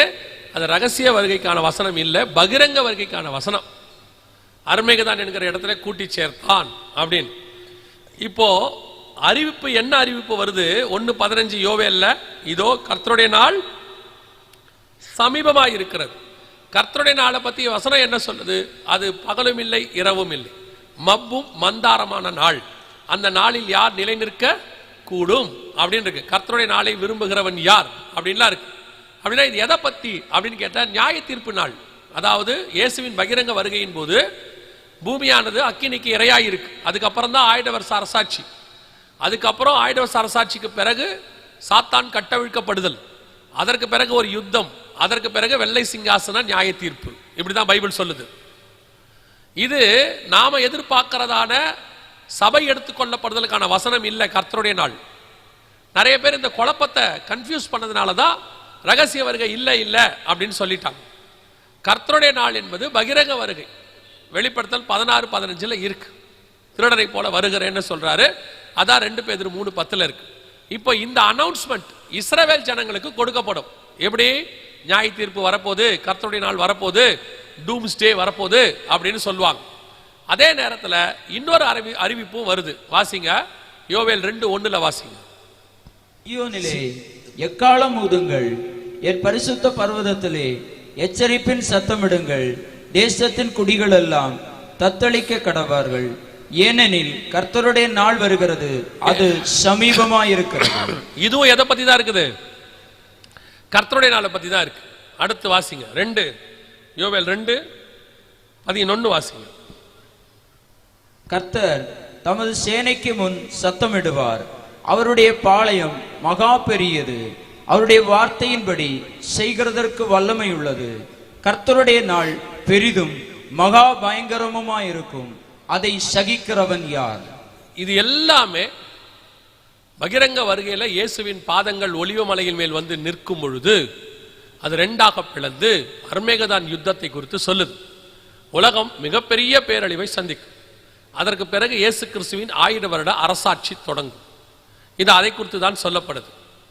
திருப்பி திருப்பி ஒரு தடவைக்கு 3 தடவை அதை பத்தி தான் சொல்றார். ஆனால் இதை சொல்லிக்கிட்டே இருக்கும்போது திடீர்னு நடுவுல நல்லா கவனிச்சுக்கொள்ளுங்க, உலக பிரகாரமான அடையாளங்களை சொல்லிக்கிட்டே இருக்கும்போது திடீர்னு இதுக்கு நடுவுல சம்பந்தம் இல்லாம இன்னும் ஒரே ஒரு வசனத்தை மட்டும் ஆண்டவர் சொல்றாரு. அதுதான் சபை எடுத்துக்கொள்ளப்படுவதற்கான மிக முக்கியமான எச்சரிப்பு. வாசிங்க யோவேல் 2:16 வாசிங்க. ஜனத்தை கூட்டுங்கள், சபையை பரிசுத்தப்படுத்துங்கள், முதியோரை சேருங்கள், பிள்ளைகளையும் பாலுண்ணுற குழந்தைகளையும் கூட்டுங்கள். மணவாளன் தன் அறையையும் மணவாட்டி தன் மறைவையும் விட்டு புறப்படுவார்களாக. இது வரைக்கும் கர்த்தருடைய நாள் வருதுன்னு தான் இருந்துச்சே ஒழிய, இதுக்கு அப்புறமும் யோவேல் 2க்கு அப்புறமும் 3ஆம் அதிகாரத்திலையும் கர்த்தருடைய நாள் வருகிறது அப்படின்னு தான் வசனம் சொல்லுது. 3ஆம் அதிகாரம் யோவேல் தீர்க்க தரிசன புஸ்தகம் 3ஆம் அதிகாரம் 14வது வசன வாசி. 3:14. நியாய தீர்ப்பின் பள்ளத்தாக்கிலே ஜனங்கள் திரளாய் இருக்கிறார்கள், நியாய தீர்ப்பின் பள்ளத்தாக்கிலே கர்த்தரின் நாள் சமீபமாய் இருக்கிறது. எல்லாமே இன்னும் வரல.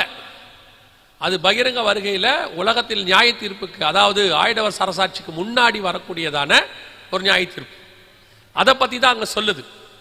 இது எல்லாம் தெளிவா சொல்லிட்டு நடுவுல ஒரு வார்த்தைய வசனத்தை ஆண்டவர் நமக்கு சொல்றார், சபைக்கு சொல்றார், நேரடியா சபைக்கு. வசனம் சொல்லுது, ஜனத்தை கூட்டுங்கள், சபையை பரிசுத்தப்படுத்துங்கள், முதியோரை சேருங்கள், பிள்ளைகளையும் பாலுண்ணுகிற குழந்தைகளையும் கூட்டுங்கள். உங்களுக்கு தெரியும் நினைக்கிறேன், கொரோனாவுக்கு பிறகு 2 முக்கியமானவங்களை சபைக்கு வர வேணான்னு சொல்லி இருந்தாங்க. அதாவது எல்லாரும் கூடுற இடத்துல 2 பேர் மட்டும் வர வேணான்னு சொன்னாங்க. யார் யார் ஞாபகம் இருக்கா? ஒன்னு முதியோர்கள், இன்னொன்னு பிள்ளைகள், குழந்தைகள். இந்த 2 பேரை மட்டும் வர வேணாம் அப்படின்னு சொல்லியிருந்தாங்க. மிச்சம் எல்லாரையும் கூட்ட சொன்னாங்க. இப்ப ஆண்டவர் சொல்றாரு, வருகை வரப்போது எல்லாரையும் உள்ள கூட்ட சொல்றாரு. ஜனத்தை கூட்டுங்கள், சபையை பரிசுத்தப்படுத்துங்கள், முதியோரை சேருங்கள், பிள்ளைகளையும் பாலுண்ணுகிற குழந்தைகளையும் சேருங்கள். இதுதான் மிக முக்கியமாக கூட்டி சேர்க்கிறது. இன்னும் சில இந்த 3ஆம் உலக யுத்தம் இதெல்லாம் நடைபெற்று கொண்டிருக்கும் போது சபை மீண்டும் எல்லாரையும் கூட்டி சேர்க்கிற காலம் ஒன்று வரும். இந்த சபை கூட்டி சேர்க்கப்படும் பொழுது இந்த வசனம் நிறைவேறும். இந்த வசனத்துல ஆண்டவர் சொல்ற வார்த்தை என்னன்னா, மணவாளன் தன் அறையையும் மணவாட்டி தன் மறவையும். மணவாட்டி என்பது புதிய ஏற்பாட்டு சபையை மட்டும் குறிக்கிற வார்த்தை. பழைய ஏற்பாட்டு சபையில இஸ்ரவேல மணவாட்டின்னு கர்த்தர் சொல்லவே மாட்டார். புதிய ஏற்பாட்டு சபையை தான் உன்னத பாட்டிலையும் மணவாட்டியும் சொல்லுவாரு. புதிய ஏற்பாட்டு வெளிப்படுத்தின விசேஷம் 21ஆம் அதிகாரம் 22ஆம் அதிகாரத்திலையும் மணவாட்டின்னு சொல்லுவார். சோ மணவாட்டியும் மணவாளனும் புறப்படுவார்களாக அப்படின்னு இருக்கு. இந்த சம்பவங்கள்லாம் நடக்கும்போது இப்பதான் எக்காலம் ஊத ஆரம்பிக்க போறாங்க. இப்பதான் கர்த்தருடைய நாளை பத்தி அறிவிப்பு வரப்போகுது, இப்பதான் வருகை வரப்போகுதுன்னு எல்லாரும் சொல்லிட்டு இருக்கிறாங்க. இந்த நாள்ல தான் வசனம் தெளிவா சொல்லுது, மணவாளன் தன் அறையையும். மணவாளன் அறை அப்படின்றத எதுக்கு அர்த்தம்னா, பிதாவோட வலது பாரசத்துல யார் உட்கார்ந்து இருக்கிறா? இயேசு உட்கார்ந்து இருக்கிறார். இதுக்கு இங்கிலீஷ்ல ஒரு டிரான்ஸ்லேஷன் இருக்கு, is in the father's chamber அப்படிம்பாங்க. அதாவது பிதா தனக்கு ஒதுக்கின அறையில் அவர் இருக்கிறார் அப்படின்னு ஒரு டிரான்ஸ்லேஷன். அவர் அந்த அறையை விட்டு, மணவாட்டி தன் மறைவையும் விட்டு. எந்த மறைவு? உன்னத பாட்டு 2 சொல்லுது, கண்மலையின் வெடிப்புகளிலும் சிகரங்களின் மறைவிடங்களிலும் தங்கியிருக்கிற என் புறாவே உன் முகரூபத்தை காண்பி. மணவாளன் அவருடைய பிதாவினுடைய வலது பார்சத்திலிருந்து புறப்பட, மணவாட்டி கண்மலையின் வெடிப்பிலிருந்து புறப்பட, கர்த்தர் கர்த்தரோடு கூட மணவாட்டி புறப்பட்டு மத்திய ஆகாயத்திலே சந்திக்கும்படி போகிறாள். மிக தெளிவாக இருக்கு எல்லா தீர்க்க தரிசனமும். புதிய ஏற்பாட்டிலேயே நம்ம போல எல்லா பழைய ஏற்பாட்டிலேயே சொல்லி வச்சிருக்காரு அழகா. சபையின் காலத்தை கர்த்தர் மிக தெளிவாக சொல்லி வச்சிருக்கிறார். இப்போ மீண்டும் சபை கூட்டப்பட்டிருக்கிறது. 2:16 யோவேல் எதுக்கு சொல்லுது? ஜனத்தை கூட்டுங்கள். எதுக்காக? இனி ஜனங்கள் கூட்டப்பட்டது எதுக்காக? சபையை பரிசுத்தப்படுத்துங்கள். இதுக்கு தான் சபை கூடியிருக்கு. சபை இப்பொழுது கூடியிருப்பதற்கான காரணம் என்ன? வீடு வாங்குவதற்கு அல்ல, வாசல் வாங்குவதற்கு அல்ல. எலிசா கேயாசி கிட்ட சொன்ன மாதிரி தோப்புகளையும் திராட்சை தோப்புகளையும் ஒலிவ தோப்புகளையும் தோட்டங்களையும் துறவுகளையும் வாங்குவதற்கு இது காலமா? இயேசு வருவதற்கு முன்னாடி 100 வருஷத்துக்கு முன்னாடி 200 வருஷத்துக்கு முன்னாடி பரிசுத்தவான்கள் சொல்லி கொடுத்தது இயேசு சீக்கிரம் வரப்போகிறார், ஆயத்தப்படுங்க. ஆனா இயேசு வர்ற காலத்துல இப்ப சொல்லி கொடுக்கிறது எப்படியாவது ஒரு இடத்தை வாங்கிடுங்க. தயவு செய்து சொல்லுகிறேன், இது எதற்கான காலமும் இல்லை. கொரோனாவுக்கு பிறகு கர்த்தர் கொடுத்திருக்கிற வாய்ப்பு சபை ஆயத்தப்படுத்துவதற்கான வாய்ப்பு, சபை பரிசுத்தப்படுவதற்கான வாய்ப்பு. நீங்கள் பரிசுத்தப்படாதபடிக்கு சபை வேற எதற்கு ஆயத்தமாக இருந்தாலும் வருகையில போக முடியாது. ஏன்னா இயேசு வரும்போது அவரை போல பரிசுத்தராய் இருக்கிற சபை தான் புறப்பட்டு போகும். ராஜா ஒரு நாள் திடீரென்று எஸ்தரை கூப்பிடுவார். ஆனால் எஸ்தர் ஒரே ஒரு முறைதான் ராஜாவின் இடத்துல பிரவேசிப்பாள்.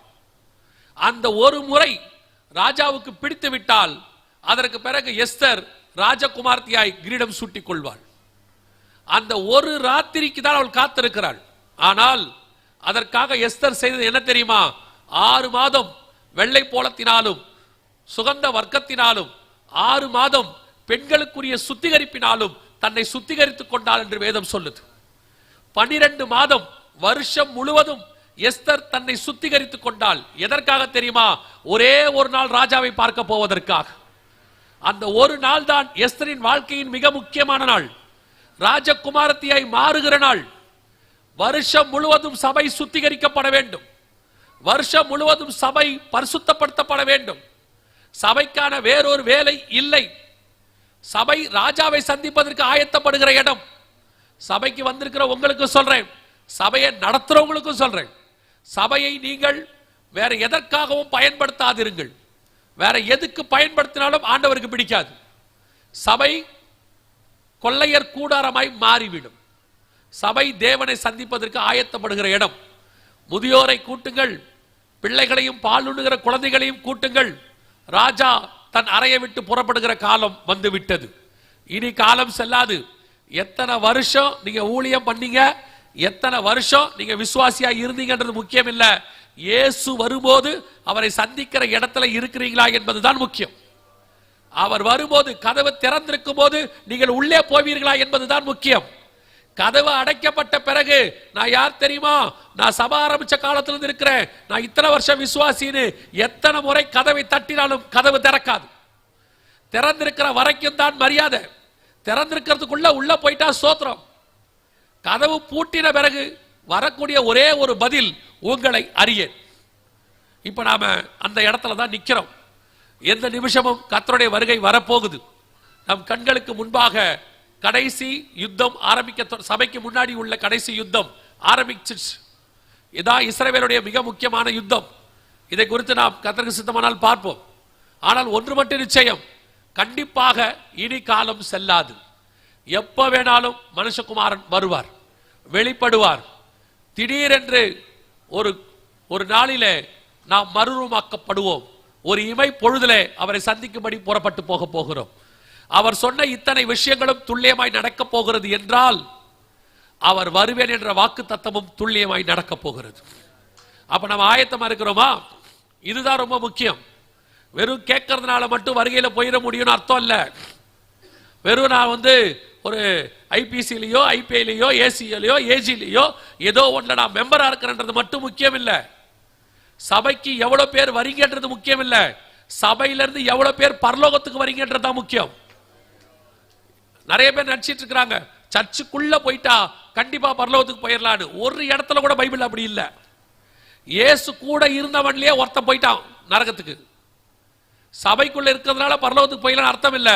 ஆனா சபை கூடி வருவதில் விட்டுவிடக் கூடாது, கண்டிப்பா வரணும். இங்கே சொல்லிக் கொடுக்கிறவைகளுக்கு நீங்கள் செவி சாய்க்கணும், நீங்கள் சொல்லிக் கொடுக்கிறவைகளுக்கு நீங்கள் அபியாசப்படுத்தணும். அதுதான் உங்களை பரலோகத்துக்கு கொண்டு போய் சேர்க்கும். சொல்லிக் கொடுக்கிறவர்களுக்கு சொல்றேன், இது கடைசி 1 மணி நேர வேலை.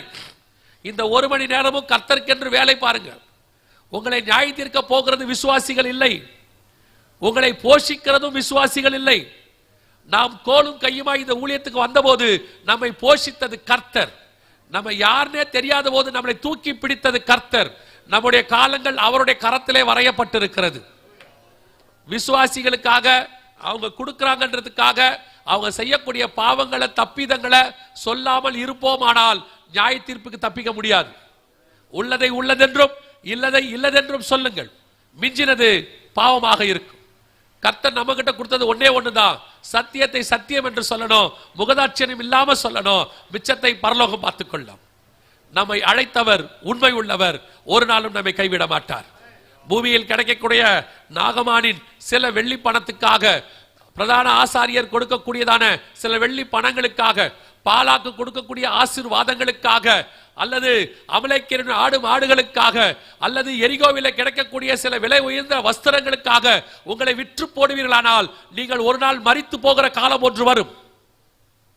எல்லாவற்றையும் உதறி தள்ளிவிட்டு, மாம்சமான யாவற்றையும் உதறி தள்ளிவிட்டு, லாபமான அனைத்தையும் உதறி தள்ளிவிட்டு, இனி வரும் பலன் மேல் நோக்கமாகி தேவ ஜனங்களோடு கூட அநித்தியமான பாவ சந்தோஷங்களை தள்ளிவிட்டு தேவ ஜனங்களோடு துன்பத்தை அனுபவிக்க தெரிந்து கொள்ளுகிறவனைத்தான் கர்த்தர் உயர்த்தி மேலே வைக்க போகிறார். இன்னைக்கு உலகத்துக்கு ஒத்த வேஷம் தரிக்கிற சபைகள், உலகத்துக்கு ஒத்த வேஷம் தரிக்கிற ஊழியக்காரர்கள் தேவனுக்கு முன்பாக நிற்க முடியாது. வேணா மனுஷனுக்கு முன்னாடி உங்களை புகழோட நிற்க வைக்கலாம், மனுஷர்கள் உங்களை புகழலாம், ஆனால் பரலோகத்தில் இடம் கொடுக்கிறவர் ஒரே ஒருத்தர் தான் இருக்கிறார். அவர் தான் உங்களை கொண்டு போய் சேர்க்க போகிறவர். அவருக்கு உண்மையும் உத்தமமாயிருங்கள், காலம் மிக சமீபம். அல்லேலூயா. நாம் ஜெபிக்க போகிறோம். நாம் யாவரும் இருக்கிற இடத்துல எழுந்திருக்கலாம். நம்ம எல்லாம் எழுந்திருப்போம்.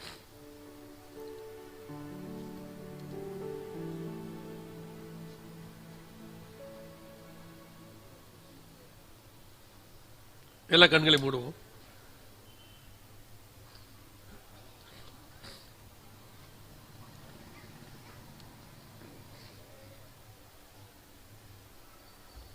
நாம் ஜெபிக்க போகிறோம். எல்லாரும் இருக்கிற இடத்துல ஒரு 5 நிமிஷம் மாத்திரம் நான் அதை ஜெபித்து போதகர் கையில் ஒப்படைக்கிறேன். அவர்கள் தொடர்ந்து நடத்துவார்கள். நம்ம எல்லா கண்களை மூடுவோம். இப்ப யாரும் எந்த வேலையும் செய்ய வேணாம். இசை வாசிக்கிறதுல இருந்து எல்லாருமே கண்களை மூடுவோம். இது உங்களுக்காக, நமக்காக நாம் ஜெபிக்க போகிற நேரம். இது வரைக்கும் செய்தியை கேட்டோம், இதுதான் ஒப்பு கொடுக்கிற நேரம். 1 கொரிந்தியர் 11 சொல்லுகிறது, நம்மை நாமே நிதானித்து அறிந்தோமானால் நாம் நியாயம் தீர்க்கப்படும். உங்களை நீங்க ஆராய்ந்து பாருங்க. ஒருவேளை கிறிஸ்துவின் வருகை இன்று இருக்குமானால் நானும் என் வீட்டாரும் நானும் என் சபையும் இந்த வருகையில் போக முடியுமா? கிறிஸ்துவை சந்திக்கிற இடத்தில் நாங்கள் இருக்கிறோமா என்று சுய பரிசோதனை பண்ணிப்பாரு. யாரும் யாரையும் நியாயம் தீர்க்க வேண்டிய அவசியம் இது இல்லை. ஒரே டினாமினேஷனுக்குள்ள இருந்தாலும் ஊழியக்காரர்களுக்குள்ளே ஒருத்தரை ஒருத்தர் நியாயம் தீர்க்க வேண்டிய அவசியம் இது இல்லை. இது நம்மை நாமே நியாயம் தீர்க்கிற காலம், நிதானித்து அறிகிற காலம். கிறிஸ்து வரும்போது அவரோடு கூட புறப்பட்டு போகிற கூட்டத்தில் நான் இருப்பேனா? இதுதான் என்னுடைய கேள்வி. என் ஆவி, ஆத்மா, சரீரம் கர்த்தருக்கு முன்பாக மறுரூபமாகுமா? என் சரீரம் மீட்படையுமா? என் ஆத்மா ரட்சிப்படையுமா? என் ஆவி தேவன் தந்த இடத்துக்கு போகுமா? என் ஆத்மா அவரை நோக்கி வாஞ்சிக்குதா? என் ஆத்மா மண்ணோட ஒட்டி கொண்டிருக்கிறதா? நம்ம நாம நிதானிப்போம். வேற எதையும் இப்ப யோசிக்க வேண்டாம். ஒருவேளை உங்களுடைய ஆத்மா, உங்களுக்குள்ள இருக்கக்கூடியதான ஆவியானவர் இன்னும் உங்களுக்குள்ள இருக்கக்கூடியதான பலகீனங்களை, குற்றங்களை, மீறுதல்களை உணர்த்துவாரானால் இது ஒப்பு கொடுக்கிறதான ஒரு நேரம். சுயநீதி பரலோகத்துக்கு கொண்டு போகாது. சுயநீதி ஒரு நாளும் பரலோகத்துக்கு கொண்டு போகாது. ஆதாமின் சுயநீதி அவனை மரணத்துக்கு நேராக நடத்திவிட்டது. சவுலின் சுயநீதி அவன் ராஜ்யபாரத்தை எடுத்து விட்டது. ஒரு நாளும் சுயநீதி நமக்கு மேன்மை பாராட்டாது. நம்மை நாமே ஒப்பு கொடுப்போம். பாவங்களை அறிக்கை செய்து விட்டு விடுவானாகில் அவன் தேவனிடத்திலிருந்து இரக்கம் பெறுவான் என்று வேதம் சொல்லுகிறது. ஒப்பு கொடுப்போமா? ஒருவேளை ஆண்டவர் உங்களுக்கு உணர்த்தி இருப்பாரானால், இந்த வருகைக்கு நான் இன்னும் ஆயத்தப்படலை, எனக்குள்ளேயே இன்னும் கொஞ்சம் பலகீனங்கள்லாம் இருக்கு, எனக்குள்ளே இன்னும் மாம்சத்தின் கிரியைகள் இருக்கு, கர்த்தர் விரும்புகிற ஆவிக்குரிய வாழ்க்கை இன்னும் எனக்குள்ளே காணப்படலை, கர்த்தர் வரும்போது நான் நிற்க முடியாது அப்படின்னு நீங்க நினைப்பீங்கன்னா, நாம கரங்களை தேவனுக்கு நேராக உயர்த்தி ஒப்பு கொடுக்க போகிறோம். ஆண்டவரே, நீர் வரும் பொழுது நாங்கள் உமக்கு முன்பாக நிற்கிறவான்களாய் பாத்திரவான்களாய் காணப்பட வேண்டும் ஆண்டவரே. உமக்கு முன்பாக நிற்க பாத்திரவான்களாய் காணப்பட வேண்டும் ஆண்டவரே. நான் என்னுடைய நீதி நிமித்தம் உங்களிடத்தில் வரவில்லை ஆண்டவரே. எங்களுடைய நீதி உமக்கு முன்பாக அழுக்கான கந்தையாய் இருக்கிறது என்று வாசிக்கிறோம். எங்கள் பரிசுத்தம் எங்கள் நீதியை உங்களிடத்தில் கொண்டு வரவில்லை. உங்க பரிசுத்தம் உங்க கிருபையை நம்பி உங்களிடத்தில் வந்து நிற்கிறோம். ரத்தத்தின் மூலமா தைரியமா கிருபாசனத்துக்கிட்ட நாங்க வர்றோம் ஆண்டவரே. ஒரு விசை எங்களை சுத்திகரிங்கப்பா, ஒரு விசை எங்களை சுத்திகரிங்கப்பா. நீர் வரும்பொழுது நாங்கள் மட்டுமல்ல, எங்களை நம்பி கொடுத்த குடும்பம், எங்களை நம்பி கொடுத்த சபை, எதையும் நாங்கள் விட்டுட்டு வந்துடக்கூடாது ஆண்டவரே. எங்களை நம்பி கொடுத்தவைகளில் ஒரு ஆட்டை கூட நாங்கள் தவற விட்டு விடக்கூடாது ஆண்டவரே. இந்த உலகத்தின் மேன்மைக்காக, உலகத்தின் ஆசாபாசங்களுக்காக, உலகத்தில் கிடைக்கிற அற்ப ஆதாயத்திற்காக, பரலோகத்தில் உம்மிடத்திலிருந்து கிடைக்கிற சாட்சியை நாங்கள் இழந்து விடக்கூடாது ஆண்டவரே. எப்படியாவது உடைய வாயிலிருந்து உண்மையும் உத்தமம் உள்ளவனே என்ற சத்தத்தை நாங்கள் கேட்டுறோம் ஆண்டவரே. கிருபை பாராட்டும், கிருபை பாராட்டும், கிருபை பாராட்டும். ஒப்பு கொடுப்போமா தேவ சமூகத்தில்? சர்வ வல்லமை உள்ள எங்கள் ஆண்டவரே, இந்த அருமையான நாளுக்காய் உமக்கு நன்றி ஆண்டவரே. இந்த வேளையிலே கரங்களை உயர்த்தி ஜெபித்துக் கொண்டிருக்கிற ஒவ்வொருத்தருக்காய் நாங்கள் ஜெபிக்கிறோம்ப்பா. நீர் வரும் பொழுது உங்களுடைய சமூகத்தில் நாங்கள் அத்தனை பேரும் காணப்பட கிருபை பாராட்டும். நீங்க வருகிற காலம் சமீபமாயிற்று. இதோ நாங்கள் வாசப்படியில் நிற்கிறோம் ஆண்டவரே. இனி உங்களை தட்ட விடமாட்டோம். எங்கள் கதவுகள் திறந்திருக்கிறது. நீர் வரும்பொழுதே நாங்கள் உமோடு கூட பிரவேசிப்போம் ஆண்டவரே. ஆவியும் மனவாட்டியும் வா என்கிற இடத்துல நாங்கள் நின்று கொண்டிருக்கிறோம் ஆண்டவரே. நீர் வரும்பொழுது அந்த இமை பொழுதை தவற விடாதபடி நாங்கள் உமோடு கூட பிரவேசிக்க கிருபை பாராட்டும். மகிமையுள்ள கரத்தில் எங்களை தாழ்த்துகிறோம். வருகை தாமதிக்குமானால் மாலையும் நாளையும் சந்திக்க எங்களுக்கு கிருபை தாரும். எங்கள் ஆண்டவர் இயேசுவின் நாமத்தில் பிதாவே.